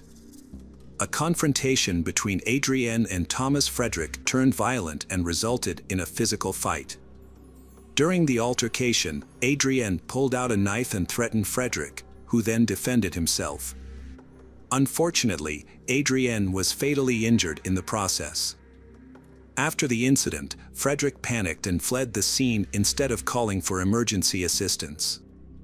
He feared being blamed for Adrienne's death. As a result, Frederick was charged with first-degree deprivation of life and appeared in court in January 2014. During the trial, the prosecutor presented a different account of the events. According to the prosecution, Adrienne and her friend Jay had been drinking at home before heading to Diamond Dolls, where they met Frederick. The three of them socialized and chatted casually. However, the next day, Adrienne decided to leave the club early to move into her new home with her partner, Justin. Frederick allegedly took advantage of the situation and followed her, despite her attempts to evade him.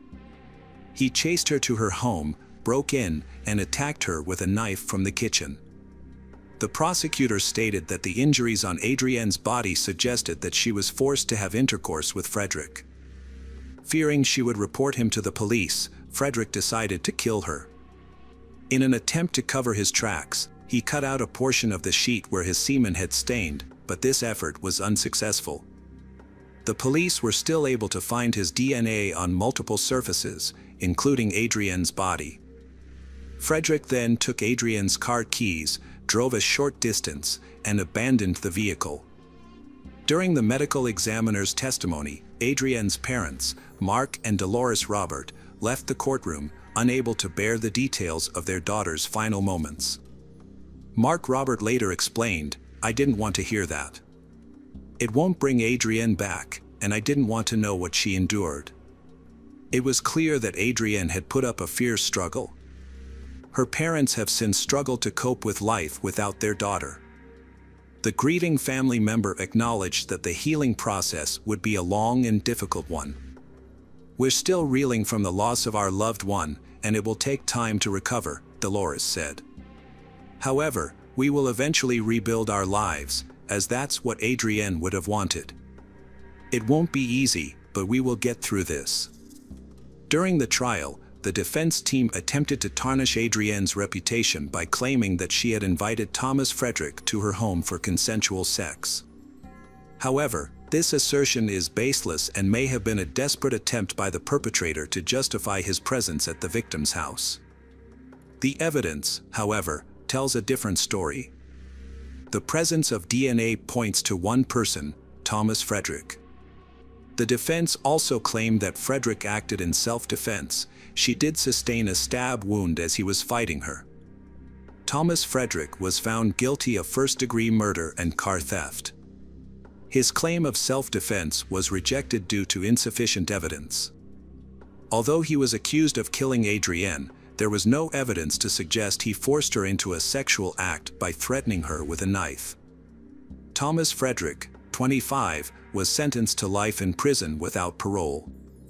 Adrienne's father expressed relief and satisfaction with the verdict, stating that while it wouldn't bring his daughter back, justice had been served. He found it difficult to remain calm in the presence of the man who murdered his daughter, especially since Frederick showed no remorse or sympathy, even after the verdict was read. Adrienne's parents, Mark and Dolores Robert, were overcome with emotion in the courtroom, but felt a sense of relief and happiness when the verdict was announced. They remembered their daughter, a always happy and lively person whose smile could light up a room, and expressed sadness that they would never see her again. Hello friends, welcome to our channel. Today we're going to take a look at another horrible case with you, the case of Christy Wilson. Christy Wilson was born on January 10, 1978, in San Jose, California. She attended Gunderson High School and later earned a business degree from California State University, Chico. Her parents, Debbie Boyd and Patrick Boyd, described her as an exceptional student and athlete. After college, Christy landed a job at a tech company near Sacramento, where she worked until the high-tech crisis led to her job loss. In her free time, she enjoyed playing blackjack at a local casino, where she met her boyfriend, Danny Burlando. Initially, Christy's relationship with Danny was quite harmonious, and her family and friends thought they made a great couple. However, things took a turn for the worse after they moved to Sacramento together. Christy started showing up with bruises, but she wouldn't talk about how she got them. Following her job loss, Christy returned to her parents' home in San Jose. She eventually received a job offer in San Francisco and decided to start fresh. On October 4, 2005, Christy Wilson went to Sacramento to collect her remaining belongings. However, just 2 days later, her boyfriend Danny Burlando contacted her parents to report that she had vanished. He claimed to have searched for her by contacting local jails, hospitals, and friends before reaching out to them. The police were also informed about Christy's disappearance. According to Danny, Christy visited his apartment on October 4th. He then went to dinner with his family, while Christy went to the Thunder Valley Casino. This was the last time he saw her. It's worth noting that Danny's family didn't get along with Christy, which is why he attended the family dinner without her. The tension between their families was due to concerns about Christy's safety. Christy's family had noticed bruises on her body, suggesting that Danny had been physically abusing her. Christy's stepfather, Patrick Boyd, was particularly upset when he found out about the abuse. He wanted to confront Danny, but Christy's mother, Debbie Boyd, intervened to prevent a confrontation. Danny Burlando was 31 years old when Christy disappeared. He had recently lost his job as a car salesman. About a month prior to Christy's disappearance, the police were called to their residence after neighbors reported hearing Christy screaming. Although the police found that they had been arguing, they made up quickly and no further action was taken. When Christy went missing, Danny was the primary suspect due to their previous altercation. His decision to wait nearly 48 hours before reporting her missing to the police raised suspicions that he might have used this time to destroy evidence. However, Danny cooperated fully with the investigation, allowing police to examine his phone records, credit card activity, computer, apartment, and car.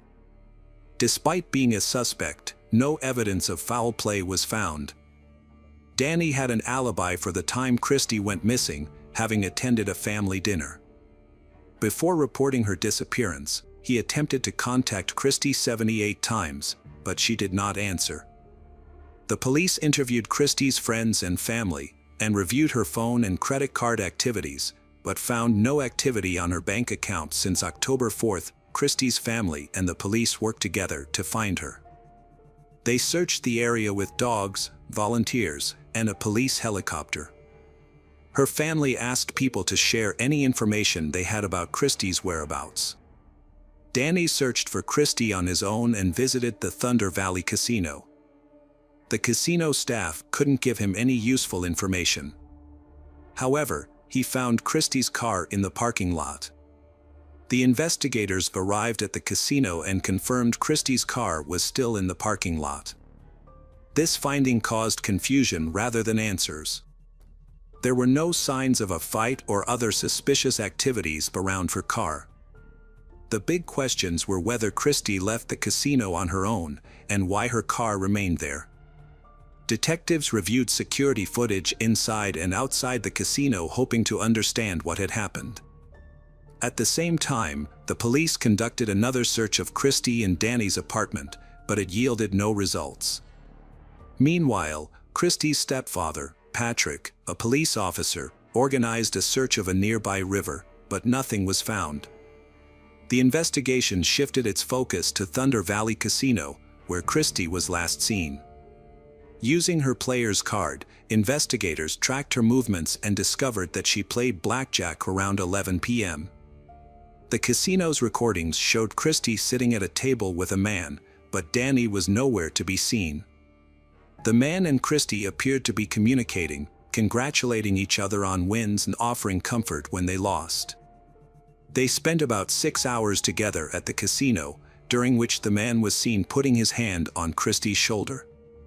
Christie had a night of mixed results. She began well, winning and keeping a good count of the cards. However, as the evening progressed, her luck turned, and she started to lose. As she consumed more drinks, Christie became increasingly agitated and lost control. The casino staff eventually asked her to leave, but the man intervened, saying, "Don't worry, I'll take care of this beauty."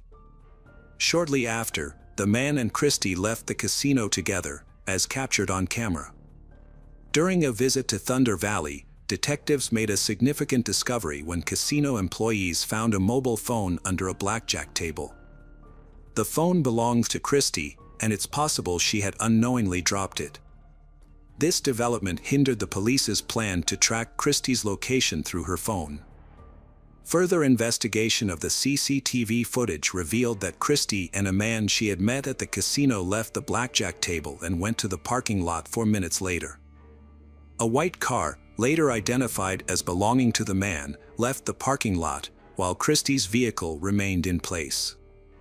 The detective suspected that Christie might have left with the man in his car. The police needed to determine whether Christie had willingly accompanied the man or if he had forced her into the car.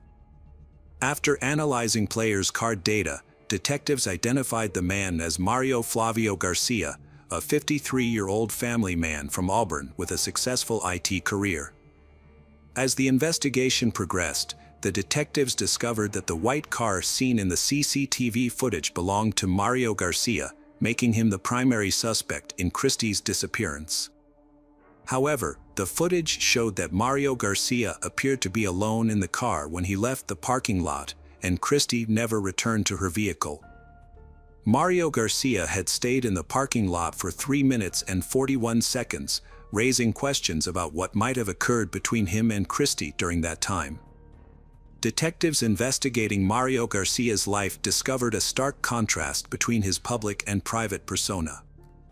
While he was a respected community member and football coach, he also had a dark history. 25 years prior, Mario had been arrested for kidnapping his ex-girlfriend, taking her to a secluded location, and forcing her into a sexual act at gunpoint. Despite the severity of the crime, the case was plea bargained down to assault with a deadly weapon, resulting in a lenient sentence of 18 months probation. This was not the only instance where Mario's caught the attention of police. In another incident, Mario was involved in a tumultuous relationship with Lynette Smith. In 1979, Mario, Lynette, and her mother, Violet Davis, spent Christmas together. After dinner, the three of them got into Lynette's car, which subsequently crashed into a river near Oakland Airport. Mario, the sole survivor, claimed Lynette was driving, but investigators could not confirm this. Violet Davis's body was found in a car, while Lynette's body was not recovered until a week later. The incident was initially believed to be an accident, and no one was charged in connection with the deaths. After collecting the available information, investigators interviewed Mario about Christie Wilson. He maintained he was unaware of her disappearance and stated that they left the casino together, parted ways politely after exchanging goodbyes, and went in different directions. Although he claimed to have headed home immediately, his words couldn't be confirmed or disputed through the casino's CCTV footage. Nonetheless, by reviewing security recordings from surrounding locations, investigators ascertained Mario lied. CCTV evidence outside of the casino caught Mario heading the opposite way of his claimed direction after they were separated. Mario claimed to have gone straight home and fallen asleep at 8:30 a.m. after leaving the casino.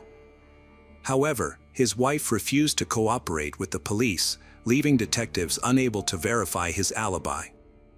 A review of Mario's cell phone records revealed discrepancies in his story. A call to his wife at 7:51 a.m. was made from a cell tower located far from his house, indicating he did not go home immediately after the casino. Mario also stated that he arrived at work at 9 a.m., but a colleague reported that he was late, arriving around 10 a.m. Further investigation revealed that Mario had scratches on his arm and a bruise under one eye the day after Christy Wilson's disappearance. When questioned, Mario attributed the injuries to a fall from a tree while pruning. However, detectives were skeptical of this explanation, as it is unlikely that someone would prune trees at night. The police asked a forensic expert to examine Mario Garcia's injuries. The expert found that the scratches on Mario's face and body didn't match the kind of injuries you'd get from falling out of a tree. There were 4 parallel scratches on his face, and 3 more on the left side of his chest. This was suspicious because Christy Wilson was right-handed. The police suspected Mario was involved in Christy's disappearance, so they got a search warrant for his car, home, and computer. Mario had claimed he went home after saying goodbye to Christy in the parking lot, but as investigators searched his car, they started to think Christy was probably dead. Mario had tried to clean up his car, washing both the inside and outside, and even throwing away the trunk mat. However, he hadn't been able to get rid of all the evidence. Initially, investigators found a small, unremarkable spot on the car seat that was later confirmed to be blood. However, the sample was not suitable for DNA analysis. Further examination of the vehicle revealed 2 long hairs and small blood splatters on the back door of the trunk. The hairs were matched to the missing person, Christy. Further examination of the bloodstains showed that they contained DNA from both Mario and Christy, which disagreed with Mario's statement that he and Christy had separated in the parking lot. This evidence suggested a physical altercation between Mario and Christy. A review of Mario's search history showed that he had been researching forensic toxicology and visiting websites that described how to secretly administer drugs to someone's drink on a date. This led investigators to suspect that Christy may have been a random victim who was targeted by Mario after they sat together at a table. It was possible that Mario had spiked her drink. To prove this, the police needed to find Christy's body. A thorough search of Garcia's 5-acre property was conducted, but unfortunately, no new leads were discovered. Mario Garcia was arrested and charged with kidnapping and murder despite the absence of Christy Wilson's body. He maintained his innocence throughout the trial, which began on September 11, 2006. Prosecutors presented evidence suggesting that Mario had met Christy at a blackjack table, left the casino with her, attacked and killed her, and then hid her body. During the trial, Mario questioned the validity of the evidence, pointing out that only Christy's DNA was found on his car door, while the DNA of his family members and others who had been in the car was not detected. He suggested that the police had planted Christy's DNA as evidence. Mario stated to the court that he would not request leniency or pardon, claiming that he was innocent and did not commit the crime. However, the jury found him guilty on January 11, 2007, and he was sentenced to 59 years to life in prison. After the sentencing, Christy's family held out hope that Mario Garcia would finally reveal the location of her body. However, he refused to cooperate. As the years went by, the family struggled to move on with their lives, which had been forever changed by the traumatic experience. Mario's repeated appeals only added to their distress, despite being unsuccessful. The ongoing appeals prevented the family from finding closure and moving on with their lives. In 2018, Mario offered to provide information about Christy's body in exchange for an early release from prison. However, Christy's mother, Debbie Boyd, was unwilling to negotiate with him. She felt that using her daughter's body as a bargaining chip would be unacceptable. The police then turned to Mario's family for assistance, knowing that his ex-wife, Jean, had divorced him after his imprisonment. Jean eventually lost faith in her ex-husband and began to suspect that he was involved in Christie's disappearance and death. As part of their investigation, police spoke with Mario Garcia's sons, Chris and Andy, asking them to recall any details about the days surrounding Christie's disappearance and their father's subsequent arrest. The police were particularly interested in learning about any changes in Mario's behavior during that time. Chris remembered that he had a football game around that time and saw his father working frantically on a tractor on their plot. Mario's eyes had a wild, frantic look that caught Chris off guard. When Chris asked his father to attend his game, Mario firmly refused, saying he's not going. This response struck Chris as out of character for his father. At the request of investigators, Chris accompanied them to his childhood home. Chris showed them the exact location where he had seen his father working on the tractor, which was next to a detached garage near the road, approximately 100 yards from the Mario residence. It became clear that Mario had made a significant effort to conceal any evidence, taking advantage of the 4 or 5 days he had to cover his tracks. Notably, police had previously searched the Mario property with police dogs in 2005, but had found nothing at the time. In a new development, investigators took a different approach in August 2020. They hired a company that specializes in ground-penetrating radar technology to scan the 5-acre property owned by Mario Garcia. The technicians identified 8 potential locations with voids or pockets beneath the surface. After digging at the first 2 sites, they found nothing. However, at the 3rd location, which was the same spot where Mario Garcia had been digging with a tractor, the police discovered a skeleton. Further examination confirmed that the remains belonged to Christy Wilson, 15 years after she went missing. Although the exact cause of Christy's death remains unknown, experts determined that she had suffered a broken arm and nose. The investigators, who had been working on the case for 15 years, traveled to Arizona to personally inform Christy's mother, Debbie Boyd, about the discovery. The news brought a mix of sadness and relief to Christy's family, who could finally find closure and say goodbye to their daughter. Placer County Sheriff Devin Bell announced that Christy Wilson's case has been solved, thanks to efforts by his team. This was achieved without the cooperation of Mario Garcia, a convicted murderer who is currently in prison. Mario, 67, had refused to provide any information to help the family find closure.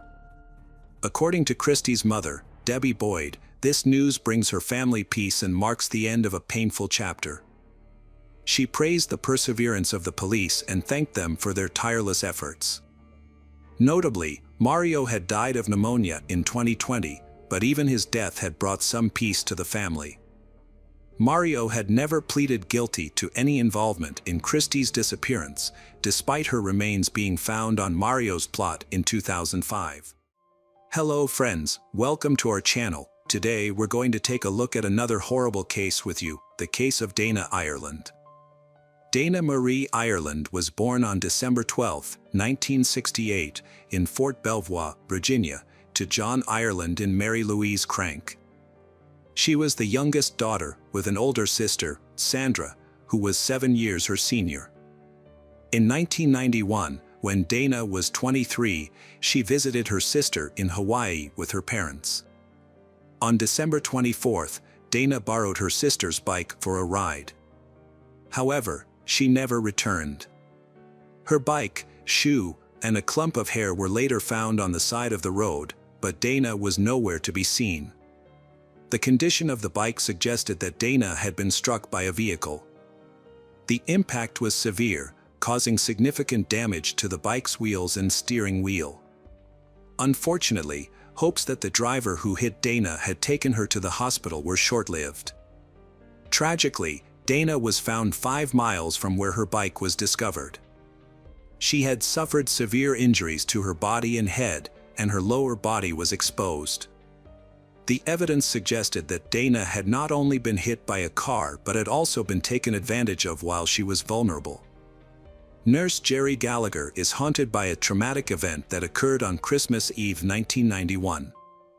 A friend, Brian, arrived at her home on Satellite Road in a rural area 25 miles southeast of Hilo. He had found she, Dana Ireland, severely injured and in need of medical attention. Gallagher, who was licensed to provide care, accompanied Brian to the scene, just a mile from her house. Upon arrival, she found Dana lying on the ground, naked from the waist down, with severe bruises on the inner sides of her legs. Gallagher attempted to administer first aid using a kit, but Dana's most critical injury was a severe head wound on the back of her skull. When Gallagher inquired about her identity, Dana's response was incoherent, seeming to utter the words, "is land." Gallagher then asked who was responsible for her condition, but Dana's answers remained unclear. Dana did, however, repeatedly request Gallagher to return her keys so she could drive home.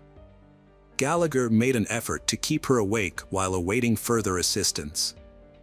Due to the area's lack of phone services, significant delays occurred before an ambulance finally arrived more than 2 hours after the initial call for help.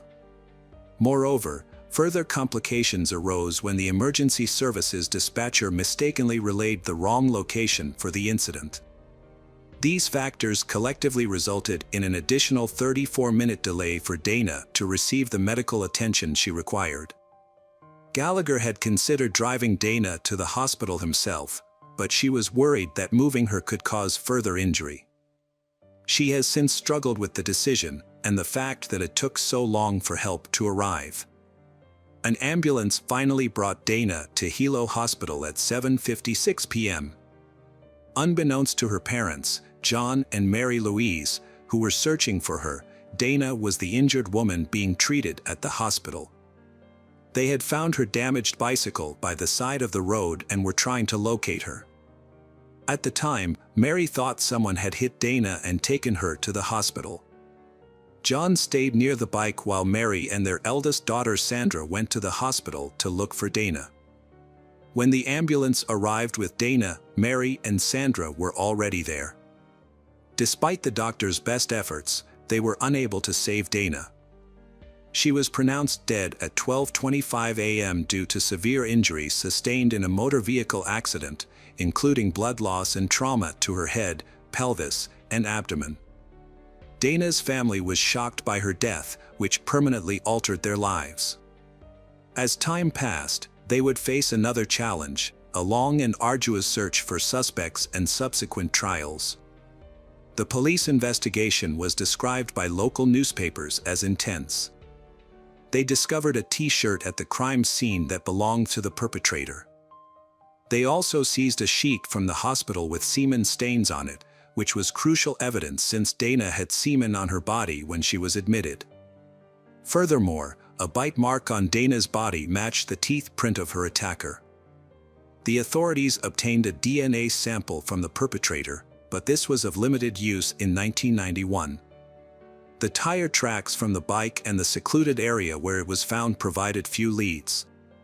Despite interviewing residents, the investigators could not find any witnesses who saw the car that hit Dana's bike, likely due to the remote location and poor road conditions, which deterred cars from traveling there frequently. The investigation into the Dana Ireland case had reached a dead end due to a lack of witnesses and evidence. However, a breakthrough occurred when John Gonzalez contacted the Hawaii County Police in May 1994. Gonzalez was involved in a high-profile case involving illegal substances, but he received a suspended sentence due to his cooperation with the police. Gonzalez revealed that his half-brother, Frank Pauline, had important information about the Dana Ireland case. Frank Pauline stated that brothers Albert Ian Schweitzer and Sean Schweitzer were involved in the attack on Dana Ireland. The Schweitzer family lived next door to the Frank Pauline family, and their families did not get along. According to Frank Pauline, he was present when the Schweitzers attacked Dana Ireland. They allegedly ran her over, put her in the trunk, and took her to another location. Based on Frank Pauline's statements, the police made Albert Schweitzer, Sean Schweitzer, and Frank Pauline the main suspects in the case. Frank Pauline Jr. was born on April 27, 1973, in Fremont, California, to Frank Sr. and Patricia Pauline. He grew up in Puna, Hawaii, where he became a father of 3 sons by the age of 20. However, Frank had a history of run-ins with the law, starting at the age of 9. By February 8, 1983, Frank Pauline had been caught in a burglary. As he got older, the severity of his crimes increased. In February 1994, he was sentenced to 10 years in prison for harassment and robbery. Despite this, Pauline continued to commit crimes, earning him the nickname "Walking Crime Wave" from prosecutors. After being sentenced, Pauline was taken into custody to start his prison term. However, he managed to escape and was classified as a fugitive. He was eventually recaptured in Honolulu a few days later. 3 months after Pauline received a 10-year sentence, his brother John Gonsalves contacted the authorities and provided information about the Dana Ireland case. Pauline and Gonsalves decided to cooperate with the investigation, which could potentially reduce Pauline's sentence. John Gonsalves was initially a questionable source of information, but after speaking with investigators, the case against him for illegal substances was closed, and he received a suspended sentence. Pauline claimed to have information about the Dana Ireland case and was interrogated by investigators from the Big Island. The 90-minute interrogation took place in Honolulu, where Pauline was in custody. During the interrogation, Pauline provided details about the attack on Dana Ireland and reconstructed the crime scene on the Big Island, showing detectives the locations he mentioned earlier. Pauline told detectives that on December 24, 1991, brothers Albert Ian and Sean Schweitzer picked him up at his home in a purple Volkswagen Beetle. Albert Ian was driving. Before they saw a woman on the side of the road, they stopped to take illegal substances. As they approached an intersection near Kapaho, they saw she standing on the side of the road. Pauline recalled Albert Ian pointing her out, saying, "Look at that girl," but they initially continued driving. Albert Ian then suggested turning the car around so he could talk to she. As they drove back, traveling at 40 to 45 miles per hour, Albert Ian failed to stop in time and accidentally hit she, later identified as Dana Ireland. After hitting Dana, the trio got out of the car, loaded her into the trunk, and continued driving. A short distance later, they stopped and removed Dana from the car. Despite being injured, she was still alive. Pauline claimed he did not assault Dana, unlike the Schweitzer brothers. However, he said something that had severe consequences. According to Pauline, Albert Ian insisted that he find a tire iron and hit Dana on the head to end her suffering. Pauline's initial statement to the police was written down and he signed it, confirming that he testified voluntarily, without coercion, threats, or influence from substances. He was later moved to the Maui Community Correctional Center for protection due to threats from fellow inmates. However, 2 years later, Pauline retracted his statement, claiming he fabricated his story at his stepbrother's request to avoid jail. He admitted he was not present during the attack but had information about those responsible. Pauline explained that he lied about being there to make his information credible and to avoid being accused of perjury, but perjury was not one of the charges he faced. On July 30, 1997, Frank Pauline was charged with the murder of Dana Ireland after signing a confession claiming he had struck her with a tire iron. However, the confession raised suspicions, as when investigators took him to the Big Island, he was unable to identify the exact location of the crime or where Dana's body was found. This led investigators to question the truthfulness of Pauline's confession. Pauline eventually retracted his confession, fearing that if he continued to lie, he could be charged with perjury. His retraction was motivated in part by his realization that his half-brother, Albert Gonsalves, was innocent and being wrongly accused. In the end, Gonsalves was able to avoid major charges related to a separate crime, and in exchange, he agreed to testify against Pauline at his trial. At the time of the arrest, DNA testing technology was not as advanced as it is today. Despite this, the authorities collected DNA samples from Pauline and the Schweitzer brothers. They also analyzed biological fluids from the gurney sheet used to transport Dana Ireland to the hospital and swabs from her body. However, the results were unexpected. The DNA of Frank Pauline and the Schweitzer brothers did not match the DNA of the perpetrator. Although the charges against the three men were dropped, the investigation continued. The prosecution suggested that someone else must have been involved, as other evidence also failed to implicate Pauline and the Schweitzer brothers. For example, the teeth of the Schweitzer brothers and Pauline did not match the bite mark found on the victim's chest. Furthermore, no traces of Dana Ireland's blood or hair were found in Albert Ian Schweitzer's Volkswagen, which he had acquired only a month after her death. External pressures, including those from the Dana Ireland family, the public, and the press, may have influenced the course of events in the investigation into Dana Ireland's death. Albert Ian Schweitzer was 20 years old at the time of Dana Ireland's murder and had only traffic-related infractions on his record. Sean Schweitzer, who was 16 when Dana Ireland died, received charges in connection with her death at the age of 23. Around that time, Sean also faced unrelated charges of fourth-degree assault for inappropriately touching a 15-year-old girl when he was 16. He received a sentence of 180 days in prison and 1 year of probation. Despite their records showing a pattern of questionable behavior, DNA testing cleared all three suspects involved in the Dana Ireland case of her murder. However, this finding was likely undermined by the unrelated convictions that surfaced in their pasts. 5 days after Frank Pauline's initial statement to the police, investigators searched the Schweitzer family home and seized Albert Ian's 1957 Volkswagen Beetle as evidence. Both Sean and Albert Ian claimed they were not with Frank Pauline on the night of the crime, although they admitted to knowing him. Sean stated that he was at home on Christmas Eve, while Albert Ian said he was either at home or at his uncle's house. Albert Ian also explained how he acquired his car, initially denying that he had done any bodywork on it. He revealed that the car was originally purple, but he repainted it yellow because it wasn't his preferred color. The Schweitzer brothers' lawyers believed that Frank Pauline had falsely accused them due to a long-standing feud between their families. Nevertheless, the prosecution continued to pursue the case.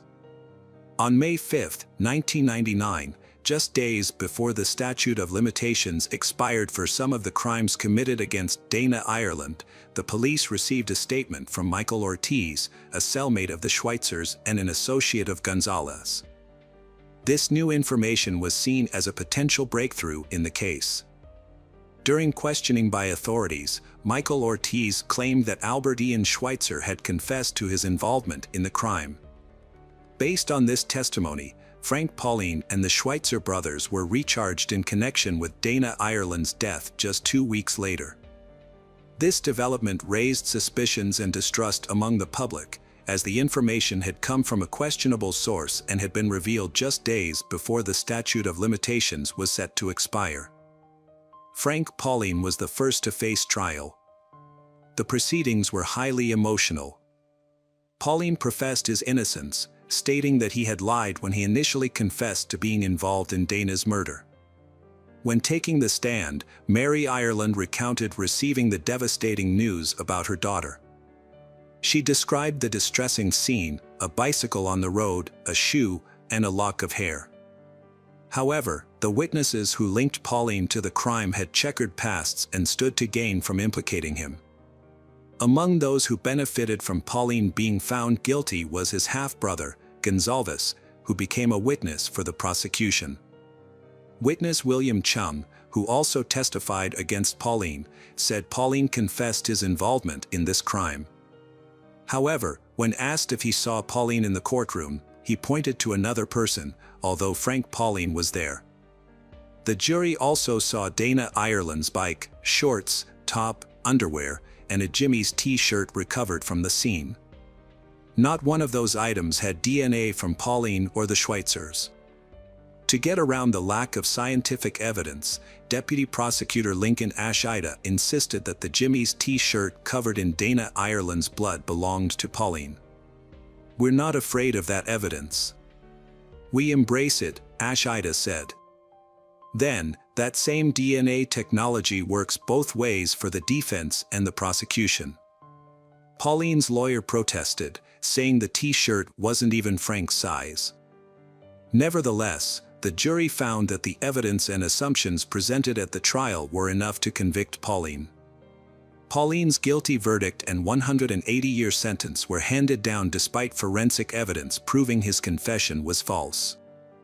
The next trial was that of Albert Ian Schweitzer, who knew about Pauline's sentence and was surprised when prosecutors offered him a plea deal, given the lack of physical evidence.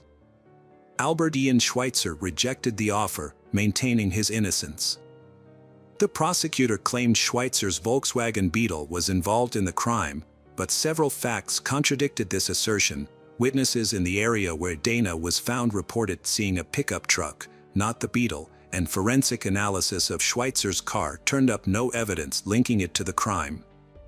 Furthermore, Schweitzer only became the official owner of the Volkswagen in January 1992.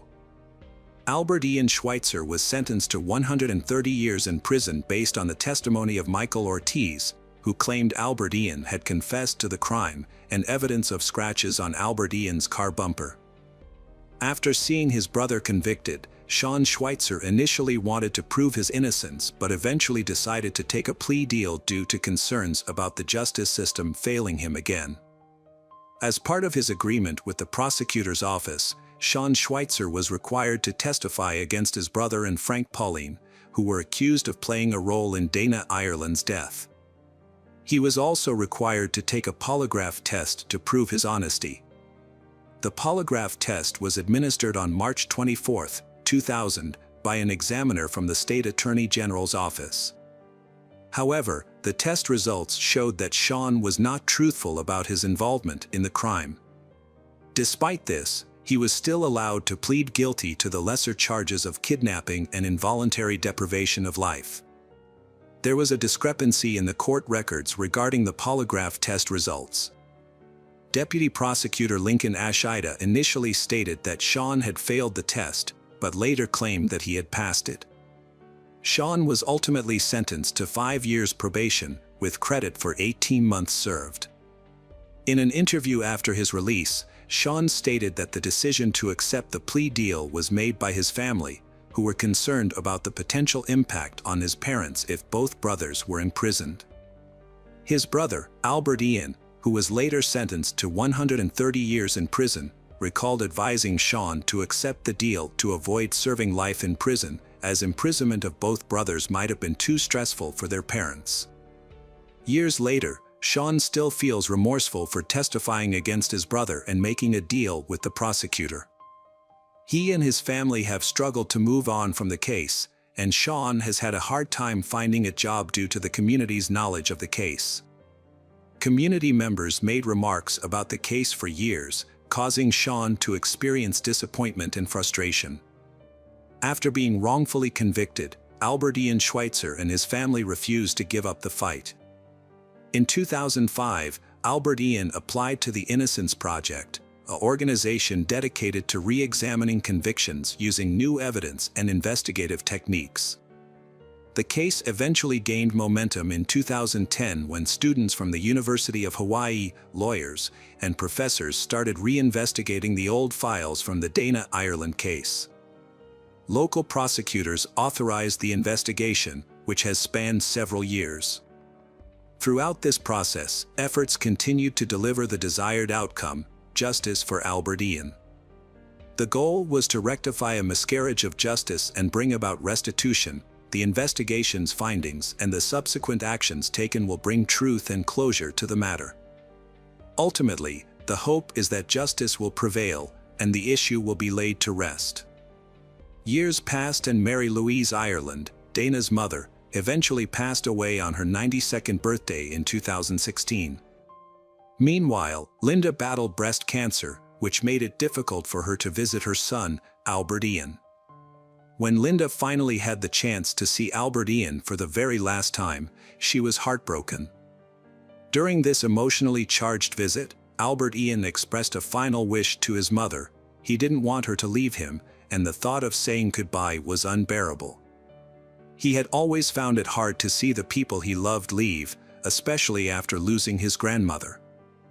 Albert Ian confided in his mother that it was his greatest fear, losing those closest to him, and that he never wanted to have to say goodbye to her again. A DNA expert, Nancy Dinh, testified at the trial after retesting evidence using advanced methods that were not available during the original trials. She explained that technology has improved significantly since 2000, allowing for the detection of details that were previously invisible. Contrary to the 2000 authorities' claim that Frank Pauline's and the Schweitzer brothers' DNA was not on the T-shirt due to excessive amounts of Dana Ireland's blood, scientists from the Innocence Project used modern technology to distinguish between Dana's DNA and other DNA on the T-shirt. They also found seminal fluid and sweat from the armpit on the T-shirt. Nancy Dinh confirmed that the DNA found on the T-shirt and Dana's body belonged to the same person. However, she stated that this person was neither Frank Pauline nor one of the Schweitzer brothers. Following Nancy Dinh's testimony, a tire tread expert remotely testified, stating that the tire tracks found at both crime scenes could not have been made by the Schweitzer brothers' Volkswagen. In his opinion, the tracks were likely left by a larger vehicle, such as a truck, SUV, or van. The final witness to testify was dentist Adam Freeman. Dana Ireland had what appeared to be a human bite mark on her left breast, according to the prosecutor's initial assessment. However, forensic expert Freeman disputed this claim, stating it was not a bite mark. This case highlights the flaws in forensic science, particularly in the analysis of bite marks, Freeman testified. After the witnesses finished testifying, District Court Judge Peter Kubota delivered his verdict.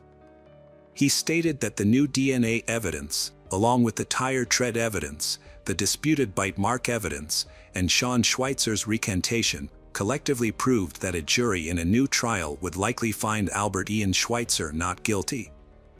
Therefore, Kubota declared the conviction vacated and ordered Mr. Albert Ian Schweitzer's immediate release from custody. With these words, spoken 23 years after Albert Ian Schweitzer's guilty verdict and 25 years after his arrest, Albert Ian was suddenly exonerated and freed. Judge Kubota then addressed Albert Ian Schweitzer with heartfelt words.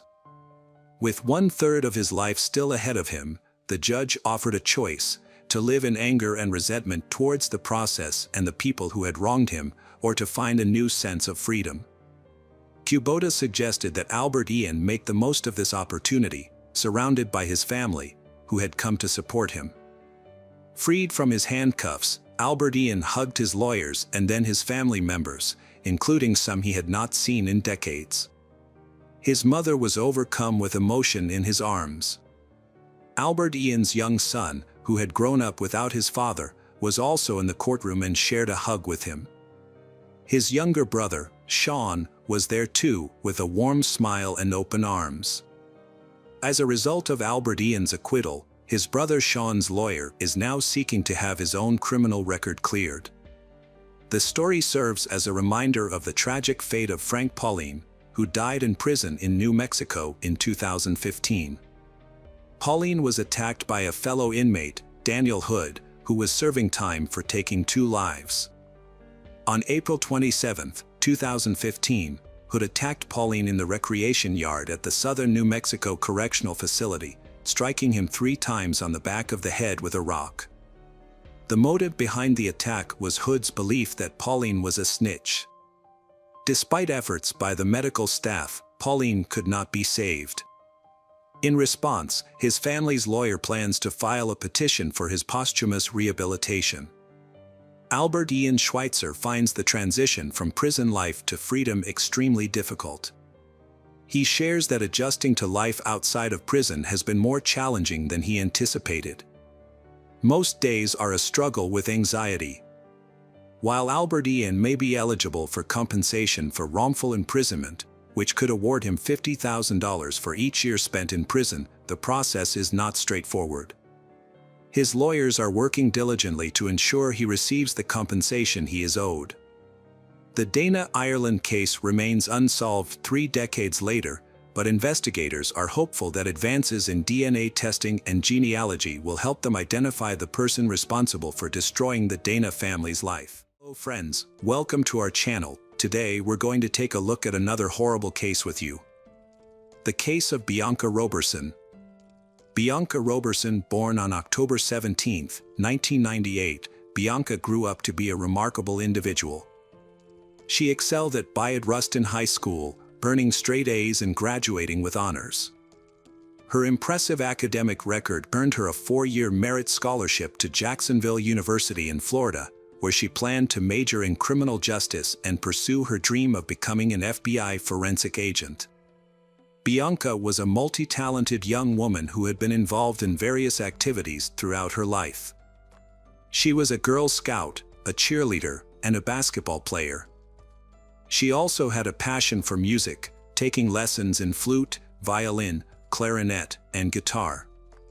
Additionally, she was an artist. Bianca lived with her mother and maternal grandmother, Josephine Perry, and was excited to experience the independence and challenges of dorm life. However, her plans were tragically cut short.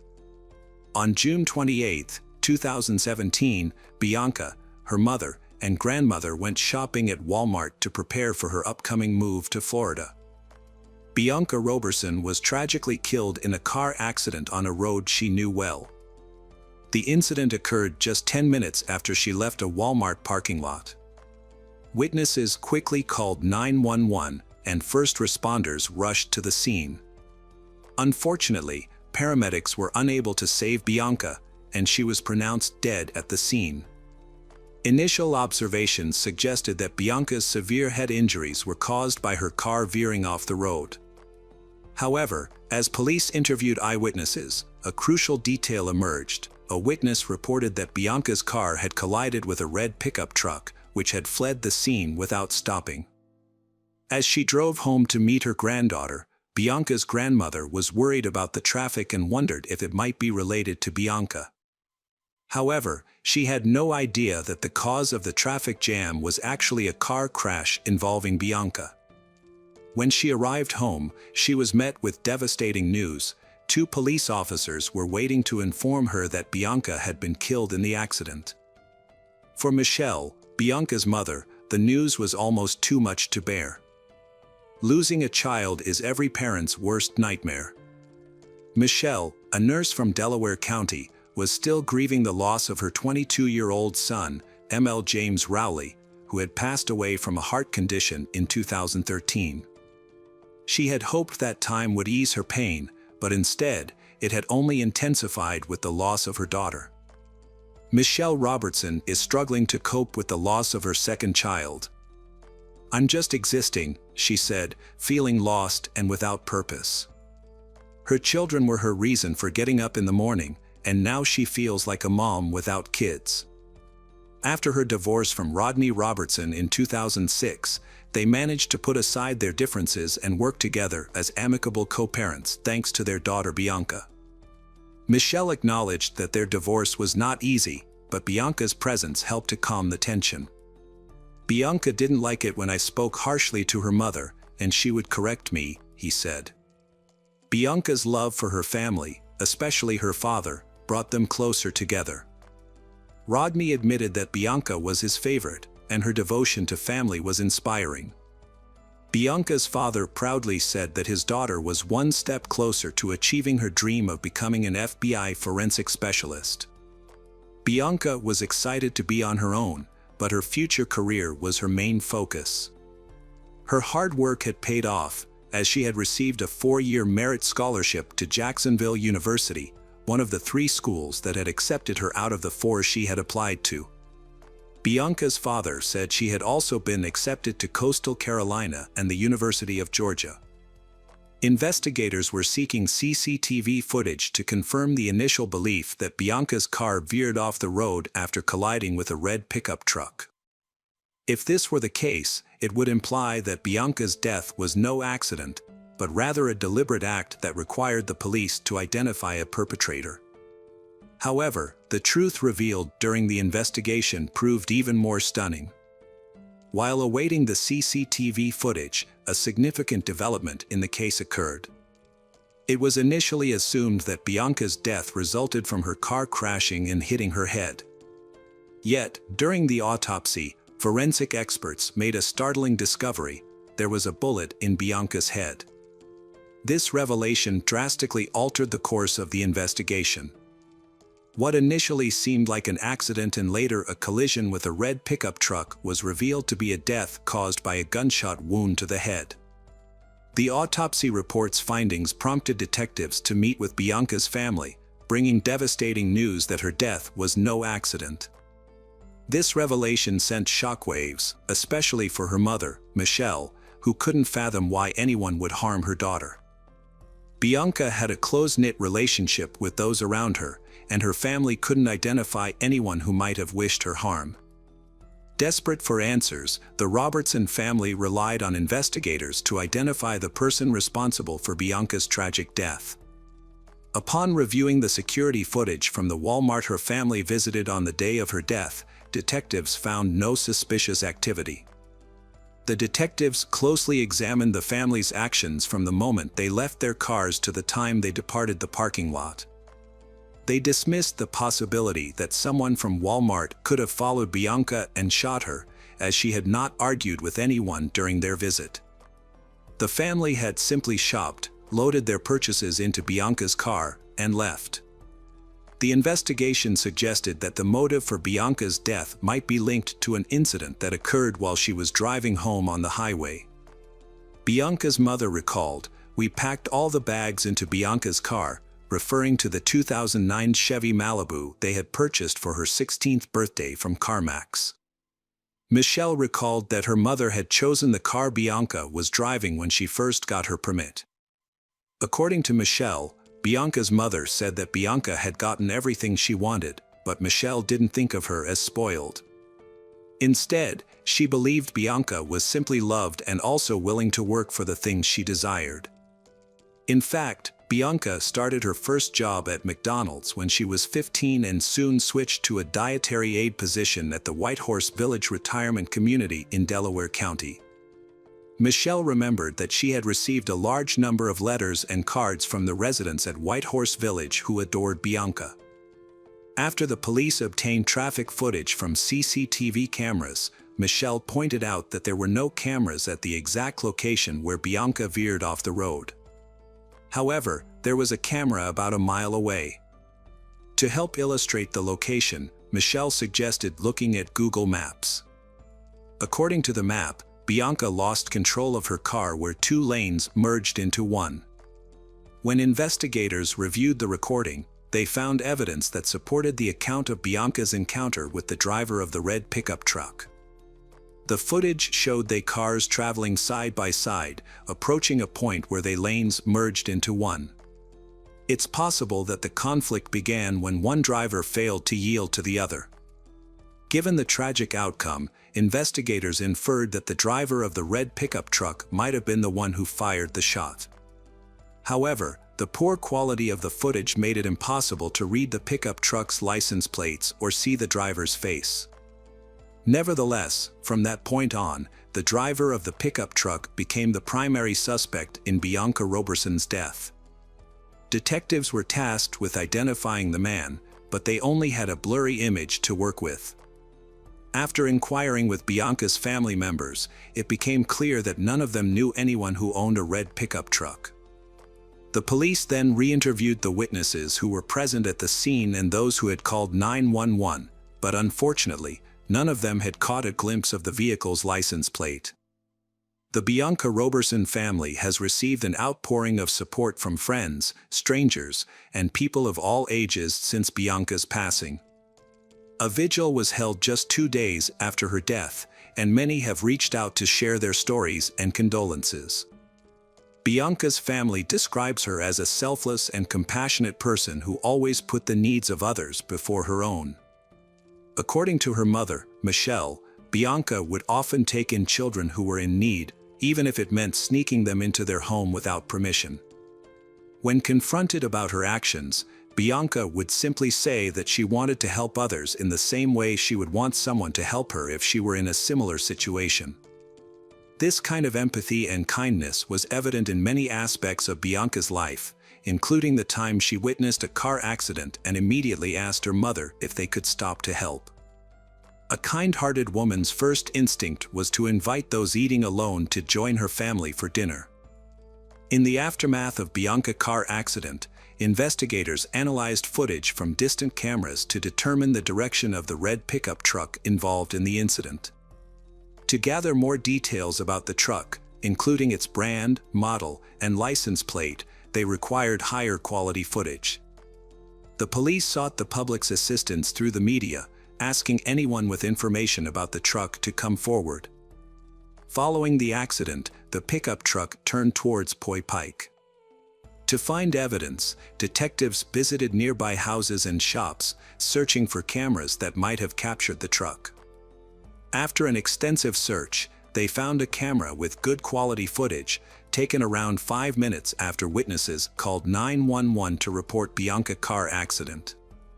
Upon analyzing this footage, detectives saw the red pickup truck driving by shortly after the incident. The investigation continued, but the license plate of the suspect's car remained unknown, and it was unclear if the car in the footage was the same one or just a similar vehicle. However, 2 days after the incident, a new lead emerged when a woman contacted the police, claiming to have seen the car they were searching for. She also reported seeing the driver's face.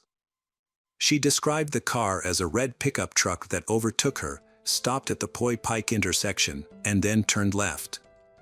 This information was crucial in narrowing down the search area and also revealed that the pickup truck in the footage was not the actual suspect's vehicle, but rather a similar-looking truck.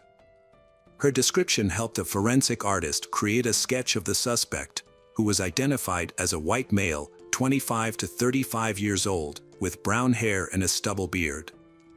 The police released the suspect's sketch, hoping someone would recognize the person and come forward. They showed the sketch to Bianca's family, but no one recognized the individual. As the investigation continued, detectives began to consider the possibility that Bianca's death was a hate crime. To gather more evidence, the police canvassed the area where the red pickup truck was last seen, visiting homes and businesses near the intersection where it turned left. They were searching for a high-quality surveillance recording that could provide answers to their questions.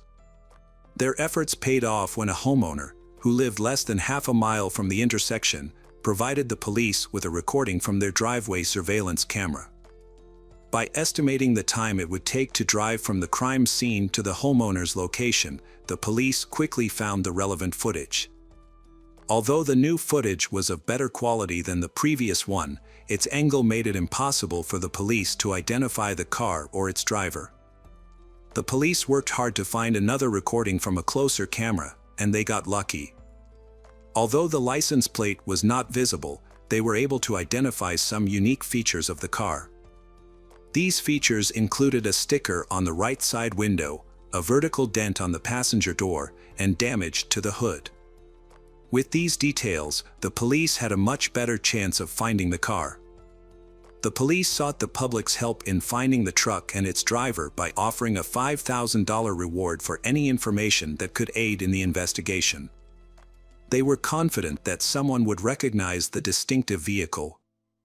3 days after Bianca Roberson's death, a lawyer contacted the police station on behalf of a client who wanted to turn himself in, stating that his client was connected to the incident that resulted in Bianca's death.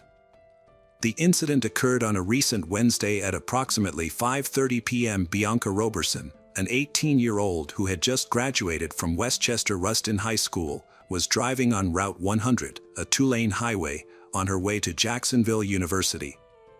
Her life was full of promise, with a loving family and a bright future ahead.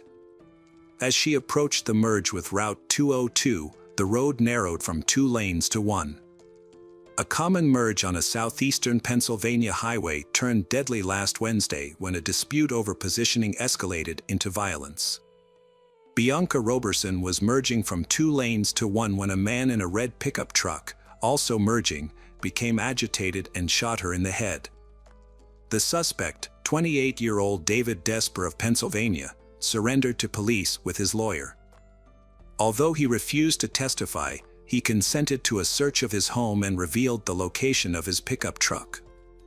David was subsequently arrested and charged with Bianca Roberson's murder. The police tracked down the suspect's vehicle, a pickup truck, at a location David had previously mentioned. Unique features on the truck, such as stickers on the windows and damage to the body, made it unmistakably clear that it was the same truck involved in the crime. The investigators searched Davider's residence and found the firearm that was used to shoot and kill Bianca Roberson. Despite this major breakthrough in the case, the authorities remained baffled as to the killer's motivation. Over 800 loved ones and members of the community attended a heart-wrenching farewell ceremony at the St. Paul's Baptist Church in the suburban Westchester borough, which lies approximately 25 miles. During the funeral service, many people paid tribute to she, including her brothers, officials from her high school, the chief admissions officer from the university she was set to attend, and friends. In his eulogy, Pastor Wayne Croft Sr. drew a comparison between the shooter and 2 other infamous cases: George Zimmerman, who shot and killed Trayvon Martin, a black teenager, in Florida in 2012, and was acquitted of murder in 2013, and Michael Dunn, who shot and killed Jordan Davis, another black teenager, in Florida in 2012, after a dispute over music. Dunn was convicted and sentenced to life in prison plus 90 years. The pastor expressed the sentiment of the black community, stating that regardless of whether Bianca's murder was a result of road rage or racism, the fact remains that a brilliant young black woman's life was lost. During the trial in September 2018, David Desper was asked to explain his motive for committing the crime. Instead of providing an answer, he requested forgiveness from Bianca's family. For Bianca's parents, the thought of facing their daughter's alleged killer was daunting. To show their support and unity, Rodney had arranged for family members and friends to wear T-shirts with Bianca's face on the front as they gathered at the Chester County Government Services Center. The family of Bianca Roberson wore bracelets with a poignant message: Bianca Roberson, a rose in God's garden. They also held a banner that read, "Justice for Bianca Nicole Roberson," a reminder of the tragic event that took her life on June 28, 2017. Rodney, Bianca's father, expressed his uncertainty about how he would react when he saw the man responsible for his daughter's murder. "I don't know what I'll do when I see him," he said. "The man who held the gun that took my daughter's life, he just took her dreams away. He had no right to do that." Michelle, Bianca's mother, struggled to come to terms with the loss of her child. "I want to hold her, comfort her, and bring her back," she said through tears. The prosecutor argued that the traffic conflict occurred because Bianca failed to yield when their lanes merged into one. In response, David Desper rolled down the passenger side window and fired a shot. Realizing the severity of his actions, David Desper fled the scene, leaving his pickup truck with a friend in Pennsylvania, and attempted to escape to Delaware. However, after his sketch and the distinctive features of his pickup truck were publicized in the news, David Desper decided to hire a lawyer and surrender. The police investigated his social media accounts and interviewed his friends but found no evidence to suggest that the crime was motivated by bias. As a result, David Desper was not charged with a hate crime. District Attorney Hogan stated that there was no indication that the crime was racially motivated or a hate crime. However, many people disagreed with this assessment. Before the sentencing, the defense portrayed David Desper as harmless and immature for his age, describing him as a big kid who enjoyed playing with cars in his free time. They argued that David Desper had essentially handed the case to the government by turning himself in. The defense claimed that David Desper was driving home when another car startled him, causing him to fire the gun. They maintained that David Desper was not a menacing individual. Prosecutor Chris Miller countered that a 28-year-old man driving with a loaded firearm is not a big kid. He emphasized that David Desper's actions were those of a responsible adult. Ironically, David Desper's own mother had shared a Facebook post about the police searching for the person who murdered Bianca Roberson, unaware that the suspect was her own son. Wendy Desper expressed her love for Bianca's family and apologized for her son's actions. "I'm so sorry for what my son did," she said, as her son wept. Rodney Robertson struggled to speak through tears as he addressed his daughter's killer. "I have simple questions for the defendant," he said. "Why did you shoot my daughter? Was it because of her youth, her race, her gender, or just because you wanted to go first on the road? Was it simply because you were having a bad day?" Rodney continued, "All my dreams for Bianca were coming true until the day the defendant took her life. Now, all I have left of Bianca are my memories." David Desper pleaded guilty to third-degree murder. The court sentenced him to 40 years in prison, with the possibility of parole after 20 years.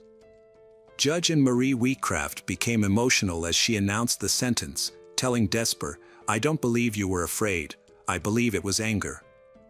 County Judge Anne-Marie Wheatcraft imposed the maximum sentence of 20 to 40 years for that grade of homicide. David Desper attempted to appeal the sentence, but his appeal was denied. Friends, welcome to our channel. Today we're going to take a look at another horrible case with you. The case of Marina Menegazzo and Maria Jose Coney. This story began in 2016 in the Argentine city of Mendoza. On January 10th, two young women, 21-year-old Marina Menegazzo and 22-year-old Maria Jose Coney, embarked on a highly anticipated trip. Unfortunately, their journey ultimately led to one of the most publicized investigations in Latin America over the past decade. At the time, Maria Jose was a 22-year-old economics student at the National University of Cuyo, while Marina was a 21-year-old speech therapy student at the Aconcagua University.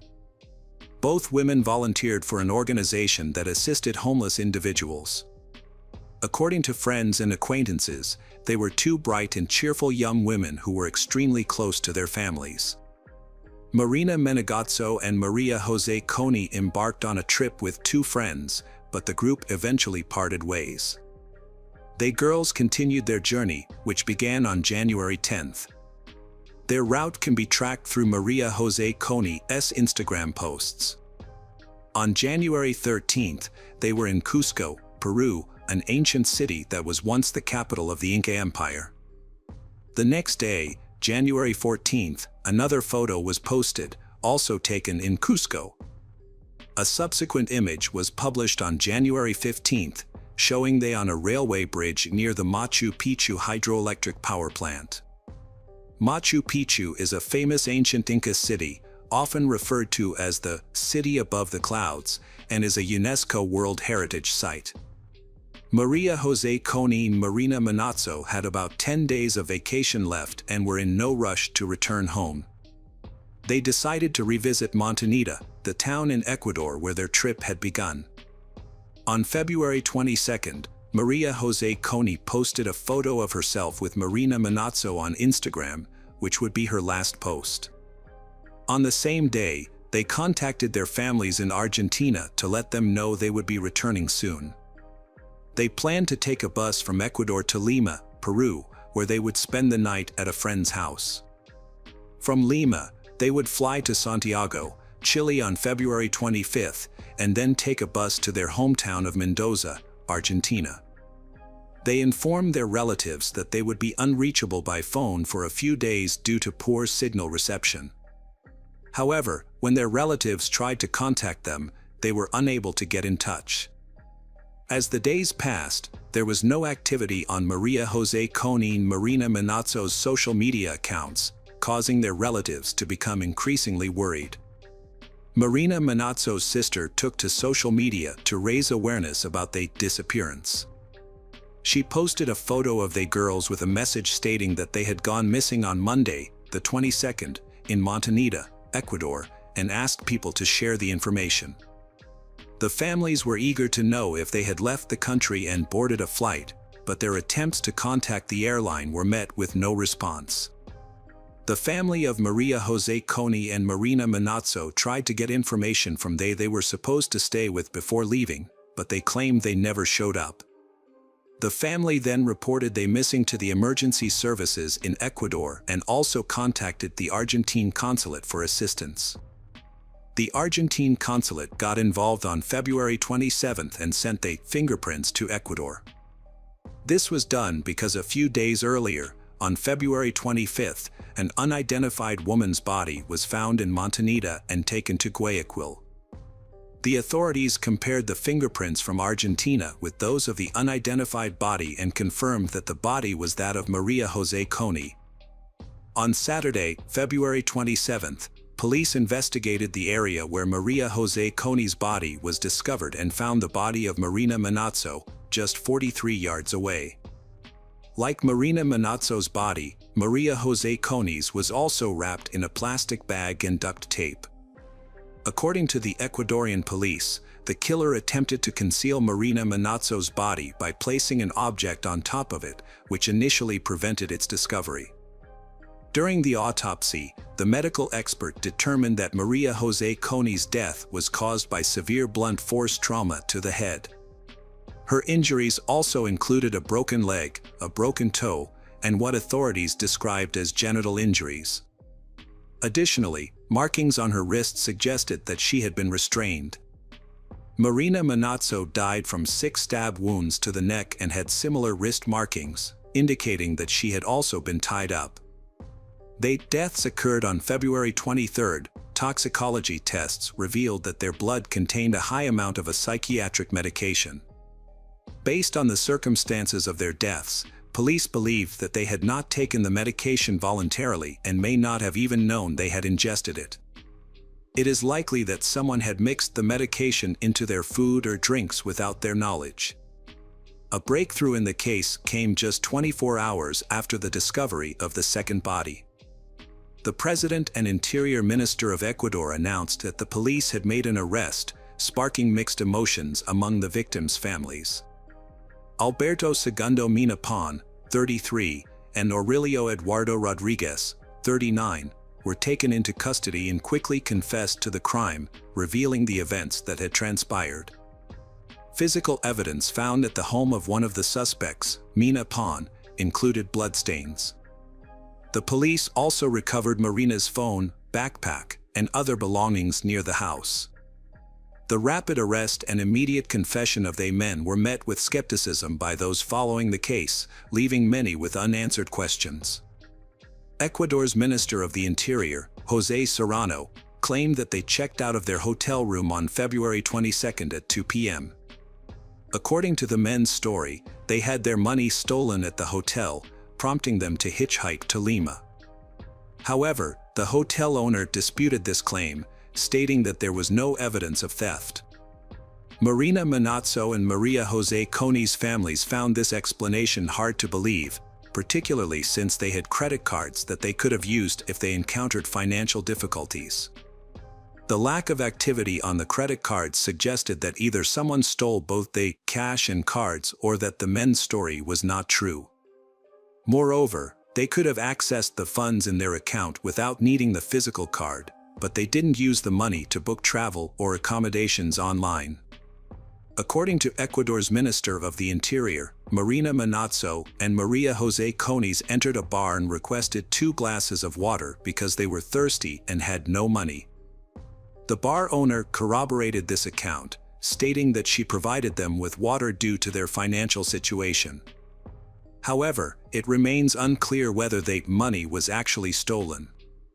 The minister continued by referencing the testimony of the suspects, who had already confessed to their guilt.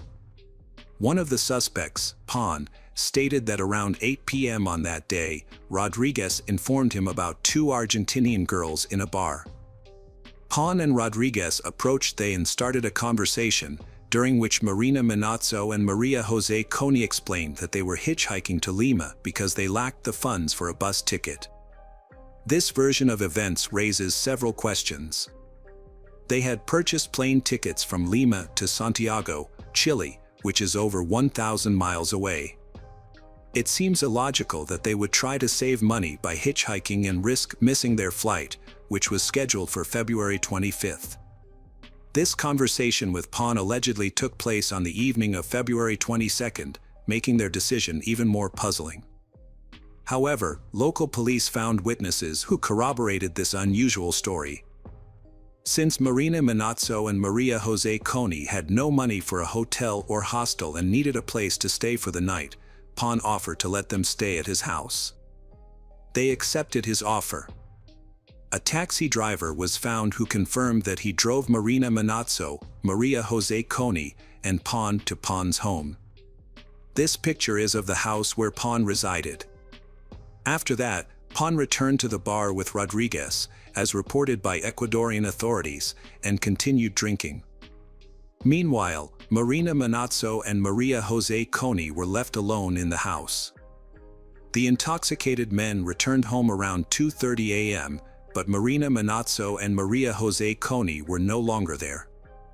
The police investigation revealed that Marina Manazzo va Maria Jose Coney had visited a nearby store to purchase soda before returning to the house. A store cashier confirmed this, indicating that Marina Manazzo va Maria Jose Coney still had some money on them. According to Pon's account, when they returned to the house, he stayed in one room with Maria Jose Coney, while Rodriguez was in another room with Marina Manazzo. Pon admitted that he attempted to persuade Maria Jose Coney into a romantic encounter, but she resisted and tried to leave. In a fit of rage, Pon grabbed a stick and struck Maria Jose Coney on the head, killing her instantly. At the same time, he heard a scream coming from the other room. Upon entering the room, he found that Rodriguez had also taken Marina Manazzo's life. Rodriguez immediately fled the scene, leaving Pon to contemplate how to dispose of the bodies. Pon attempted to erase all evidence from the house by wrapping the bodies in plastic bags and duct tape. In the afternoon, he borrowed a cart from an acquaintance and transported the bodies to a wasteland near the ocean shore, approximately 440 yards from his home. It is essential to note that this account is the official version provided by the Ecuadorian authorities. However, this narrative leaves several questions unanswered, including the origin of the marks on her wrists and the presence of a potent drug in the blood of both girls, as revealed by toxicological analysis. Her family questioned the Ecuadorian authorities' account due to numerous inconsistencies in the case. They suspected a possible connection to human trafficking and believed the authorities might be protecting someone. The family's doubts were fueled by several factors. They had run out of money but did not use their credit cards, suggesting that they may have been coerced or deceived. Additionally, it was reported that they were under the influence of drugs, which raised suspicions about their supposed activities. Notably, the only people who claimed to have seen Marina Manazzo and Maria Jose Coney on the day of their disappearance were a select few who corroborated the authorities' version, including the owner of the bar, a taxi driver, and a cashier who allegedly sold soda to one of they. Furthermore, the town's relatively small population of 5,000 residents made it surprising that no one else came forward as a witness. The families of the victims were confused by several aspects of the case. They couldn't understand why the bodies were found 2 days apart, despite being only 43 yards away from each other. It also seemed strange that Marina Manazzo va Maria Jose Coney had sought help from Pon and Rodriguez, rather than approaching one of the many Argentine tourists in the area. The brother of one of the victims reported seeing used syringes on the floor when he was taken to the crime scene by the Ecuadorian police. However, when he asked about them, the syringes mysteriously disappeared. Furthermore, the syringes were not visible in crime scene photos, and the experts who examined the area denied their existence. The family suspected that Pon and Rodriguez were involved in something more sinister, such as human trafficking, and that they were being used as a cover. The authorities responded by scheduling a second autopsy and a new toxicological examination. Additionally, it was discovered that both defendants had repeatedly changed their story about the events surrounding Marina Manozzo and Maria Jose Coney deaths. According to one version, Pon denied involvement in the crime and instead claimed that the perpetrator was a Venezuelan illegal substance dealer known as El Chamo, who lived in the area. However, when questioned by the police, El Chamo denied any involvement and offered to take a polygraph test or provide a DNA sample to prove his innocence. The crime scene yielded several DNA samples, including those from Pon and the deceased girls, as well as some unidentified samples. Further testing revealed that the unidentified samples did not match Rodriguez, who was suspected of being Pon's accomplice, nor El Chamo, who was ultimately ruled out as a suspect. A second autopsy, conducted by Argentine experts, revealed that the girls were in a state of vulnerability and unable to defend themselves before their deaths. The autopsy also confirmed that they were subjected to forced intimacy before being killed. The autopsy revealed additional details, including that Maria Jose Coney had bruises and scratches only on one side of her body, suggesting she may have been ejected from a moving vehicle. Furthermore, a new toxicological analysis confirmed that both girls had been given a potent psychiatric medication that can impair a person's willpower. A disturbing reaction swept across Latin America following the incident. Unfortunately, the public's response often blamed the victims, and in this case, they were held responsible for their own deaths. Not only were they criticized by ordinary internet users, but also by well-known public figures. During the same time, Berlin hosted a tourism fair where Rira gave an interview to a German news agency. Her comments were alarming, as she stated that the deaths were inevitable given the way they traveled. She also revealed that she had never visited Montanita, a popular tourist destination, because it didn't match her social status. These comments were essentially victim blaming at the state level, which is a sad and concerning fact. Following an interview with Riva Dera, the Ecuadorian government issued an apology to the families of Marina Manozzo and Maria Jose Coney, and one woman was fired. Among those heavily criticized was Argentine psychiatrist Hugo Narton, who described they as favorable victims and implied that they provoked others to commit crimes. However, after intense backlash, Dr. Narton claimed he had been misunderstood and emphasized that he never intended to excuse or absolve criminals of their responsibilities. A Paraguayan student, Guadalupe Aosta, wrote a Facebook post in response to online comments that blamed Marina Manozzo and Maria Jose Coney for their tragic fate. The post went viral, receiving over 700,000 reposts in the first week. It began with the haunting words, "Yesterday, I was killed." The post went on to describe the violent events. "I refused to be touched, and they smashed my skull open with a stick, leaving me broken. They put me in a black plastic bag, sealed with duct tape, and threw me on the beach, where I was later found a few hours later. The aftermath of my death was more devastating than the act itself. When my body was found, no one bothered to investigate who had taken my life. Instead, I was bombarded with irrelevant and insensitive questions. What was I wearing? Why was I alone? Why did I, a woman, dare to travel by myself? I was in a high-risk area, so what did I expect? The authorities even had the audacity to suggest to my parents that I must have done something wrong, that I must have broken some rule. In death, I realized that I was not considered equal to a man. My demise was somehow my fault, and that's the narrative that would be perpetuated. But if the headlines had read, 2 young men found dead, the public would have been outraged, demanding justice and severe punishment for the perpetrators. The response would have been vastly different if I were a man. I'm speaking out for myself and for all the women who have been silenced, marginalized, and oppressed. I'm speaking out for every woman who has had her dreams crushed and her life destroyed. I urge you to raise your voice, to fight for justice and equality. I'll be with you in spirit, and I promise that one day, there will be so many of us standing together that our voices cannot be silenced. The trial started on August 8, 2016, but was marred by several setbacks. The prosecutor changed 3 times, causing significant delays in the process. Despite these challenges, the prosecution presented a substantial amount of evidence, including witness statements and over 200 physical items collected from the crime scene. The police had found some of the victim's personal belongings, biological fluids, and phones at the house where the crime took place and in the surrounding area. During the trial, Pon maintained his innocence, claiming that his earlier confession was made under police pressure. This statement only reinforced the suspicions of the victims' families that the Ecuadorian authorities were withholding information. Meanwhile, Rodriguez altered his testimony, suggesting that Colombian dealers of illicit substances were involved in 8 deaths.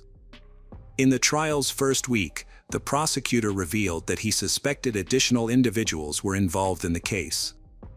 This suspicion was based on the discovery of 3 more male DNA samples at the crime scene, in addition to the DNA of Rodriguez and Pon. Ultimately, the court found both Pon and Rodriguez guilty, sentencing them to 40 years in prison, the maximum penalty allowed under Ecuadorian law.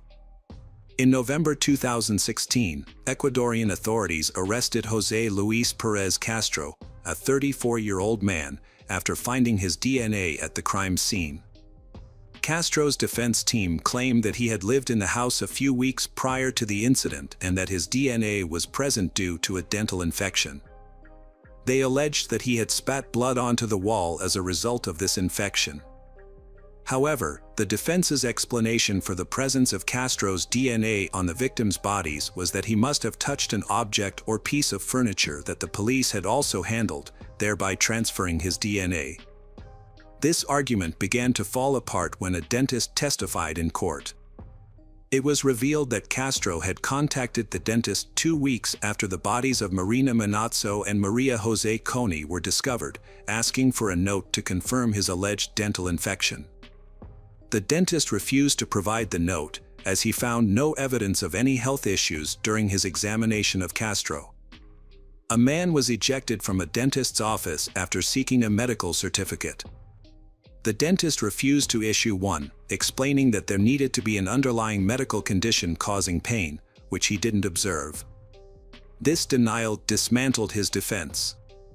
Meanwhile, while awaiting trial, Castro broke prison rules by posting on social media about his situation. In a statement, he expressed confidence that God would ultimately prove his innocence. Despite his persistent claims of innocence, Castro was ultimately found guilty and received a 40-year prison sentence, just like 2 others, Alberto Pon and Eduardo Rodriguez. Hello friends, welcome to our channel. Today we're going to take a look at another horrible case with you. The case of Grant Hendrickson and Michelle Cartagena. Grant Hendrickson, born on September 20, 1972, in Macon, Georgia, was an outdoor enthusiast who enjoyed fishing, golf, canoeing, and camping. Like his girlfriend, he was also an active volunteer in the community, having worked at the Museum of Arts and Sciences in Macon since the age of 15. Their active lifestyles likely drew them together, according to those who knew them. Grant's girlfriend, Michelle Cartagena, was born on May 2, 1975, in Monterey, California. She was a well-rounded and talented individual. She played in her school's marching orchestra band, was the top singles tennis player, and led her school softball team. Additionally, she was a member of the National Honor Society. Outside of school, Michelle volunteered with the Red Cross and an animal welfare association, and she often visited elderly people. Her father remembered her as a caring and driven individual who aimed to pursue a career in medicine to help others and give back to society. January 3, 1995, brought a grim discovery to the typically quiet area of Juliet Lake. A passerby reported finding 2 lifeless bodies while walking near the lake. The local sheriff and his deputy responded to the scene, where they were met with a shocking sight. Their office was not accustomed to handling serious crimes, as fights and thefts were the norm. The deputies were not prepared for what they found: a white Honda parked on the lake's shore, with the body of a man inside and her body lying on the ground nearby. The cause of death was evident, even to a non-expert: both victims had been shot. The car contained the victims' personal belongings, including identification, which revealed the identities of the victims. The male victim was 22-year-old Grant Hendrickson, who was found in the driver's seat. The second victim was 19-year-old Michelle Cartagena.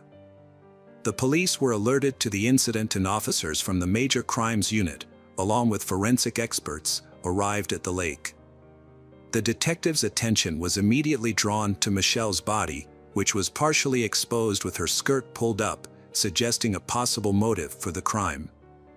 An examination of the car revealed bullet holes, leading detectives to believe that the perpetrator had opened fire on them while they were inside. Grant was hit by 3 bullets and had no chance of survival. Michelle was shot twice and likely remained conscious as the perpetrator pulled her from the car. The position of Michelle's body, with her legs spread apart, suggested that the perpetrator may have intended to take advantage of her vulnerable state, but did not do so. Forensic experts found a substance on the inside of her thighs, which was later identified as saliva containing chewing tobacco particles.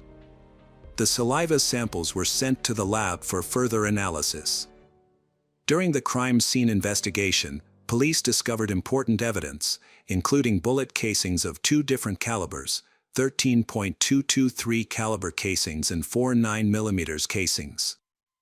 The presence of 2 types of ammunition suggests that there may have been 2 perpetrators, each using a different weapon.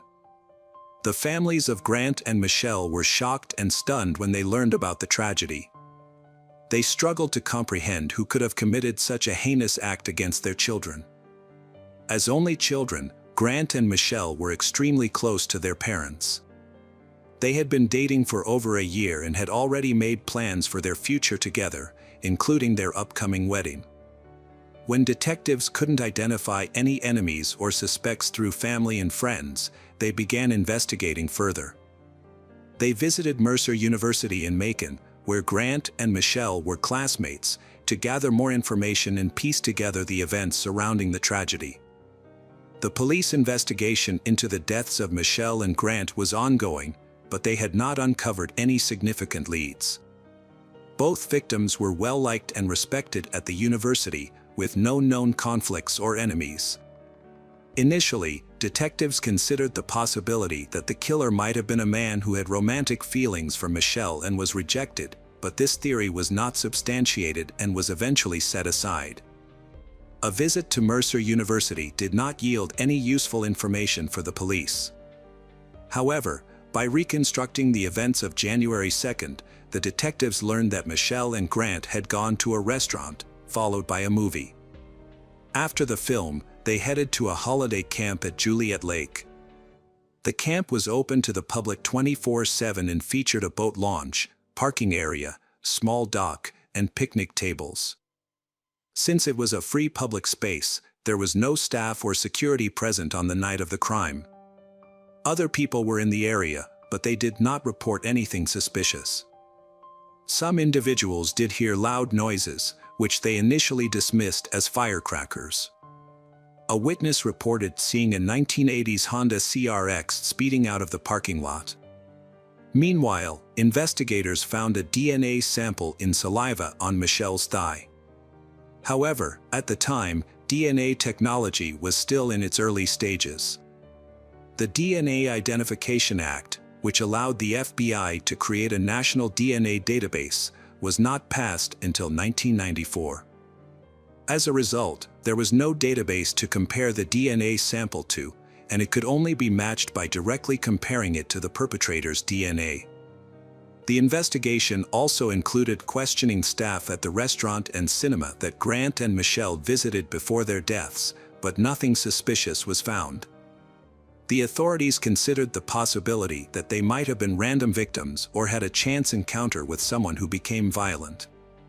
The detectives found no evidence of any other motives, as they had good grades, no connections to shady individuals, and did not use illicit substances. The fact that the perpetrator left behind valuables, including money, suggests that the motive behind the crime was not financial gain, but rather something else. Forensic analysis revealed that the likely weapons used in the crime were an AR-15 rifle and a 9mm Ruger pistol. Despite questioning over 100 individuals and collecting DNA samples from several dozen potential suspects, the investigation had stalled. More than a year and a half after the crime, Agent Randy Upton of the Georgia Bureau of Investigation took over the case in the fall of 1996. Randy adopted a new approach, shifting his focus from identifying the perpetrator to locating the weapon used in the crime. He visited the largest gun store in Macon and requested a list of customers who had purchased an AR-15 rifle between 1985 and 1995. Investigator Randy started contacting individuals on the list of 108 potential suspects. He explained to them that cooperating by allowing their weapon to be inspected and providing a DNA sample would greatly aid the investigation. Most of the people Randy spoke with agreed to comply, which led to the experts conducting further tests. As a result, the list of suspects began to dwindle. On November 27, 1996, Randy contacted Andrew Allen Cook, a 22-year-old who was on the list. During their conversation, Randy informed Andrew of the purpose of the call and asked permission to examine his rifle. However, Andrew claimed he no longer owned the rifle, stating that he had sold it in April 1994, nearly a year before the victims, Grant and Michelle, died.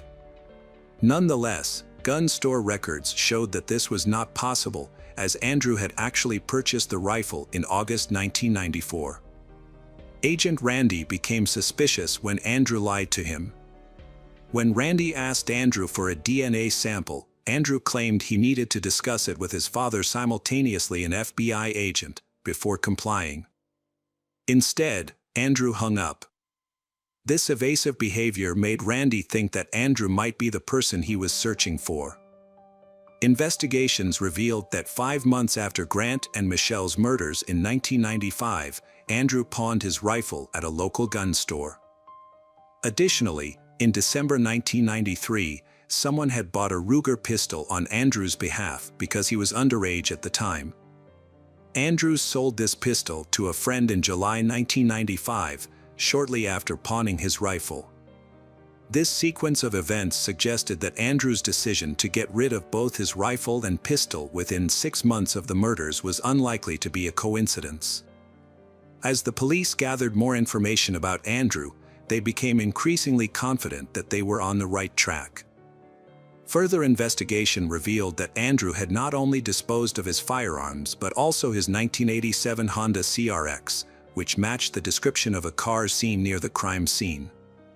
Agent Randy decided to visit the diaper factory where Andrew worked. Although Andrew was absent, Randy spoke with one of his coworkers. A colleague of Andrew's reported that they had recently discussed the worst things they had ever done, and Andrew claimed to have shot someone with a rifle.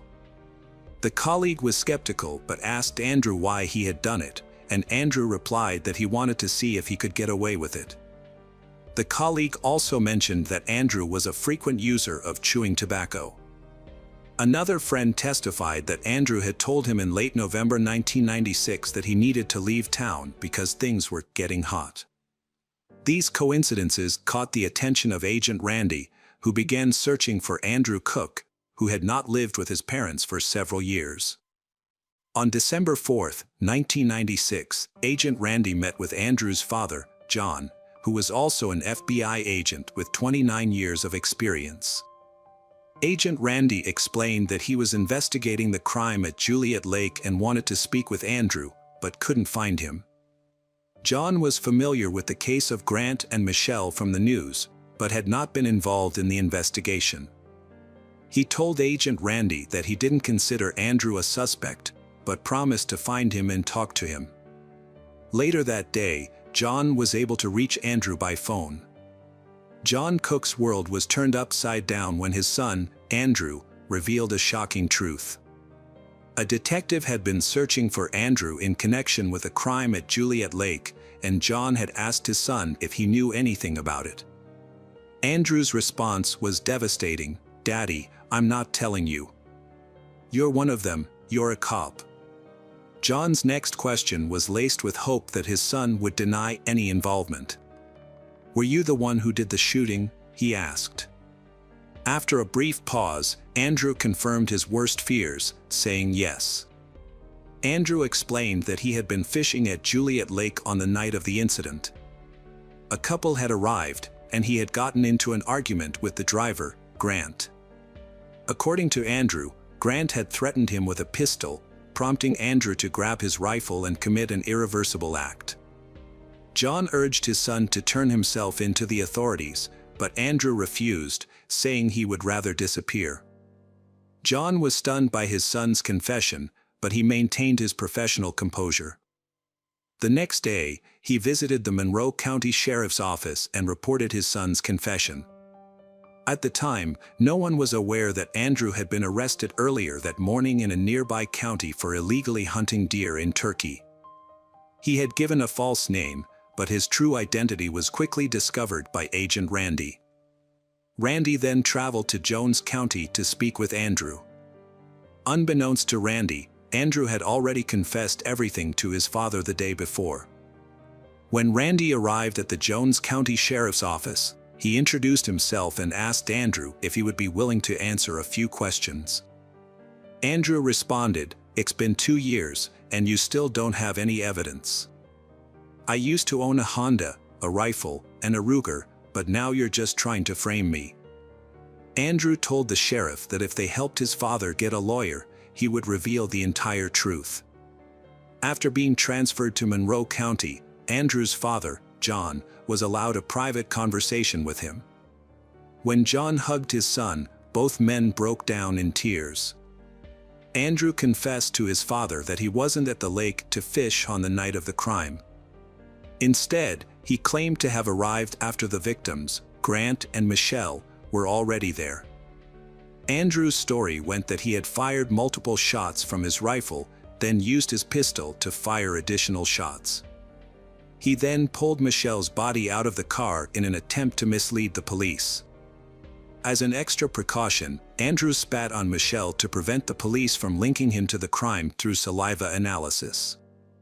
Andrew was subsequently charged with the murders of Grant Hendrickson and Michelle Cartagena.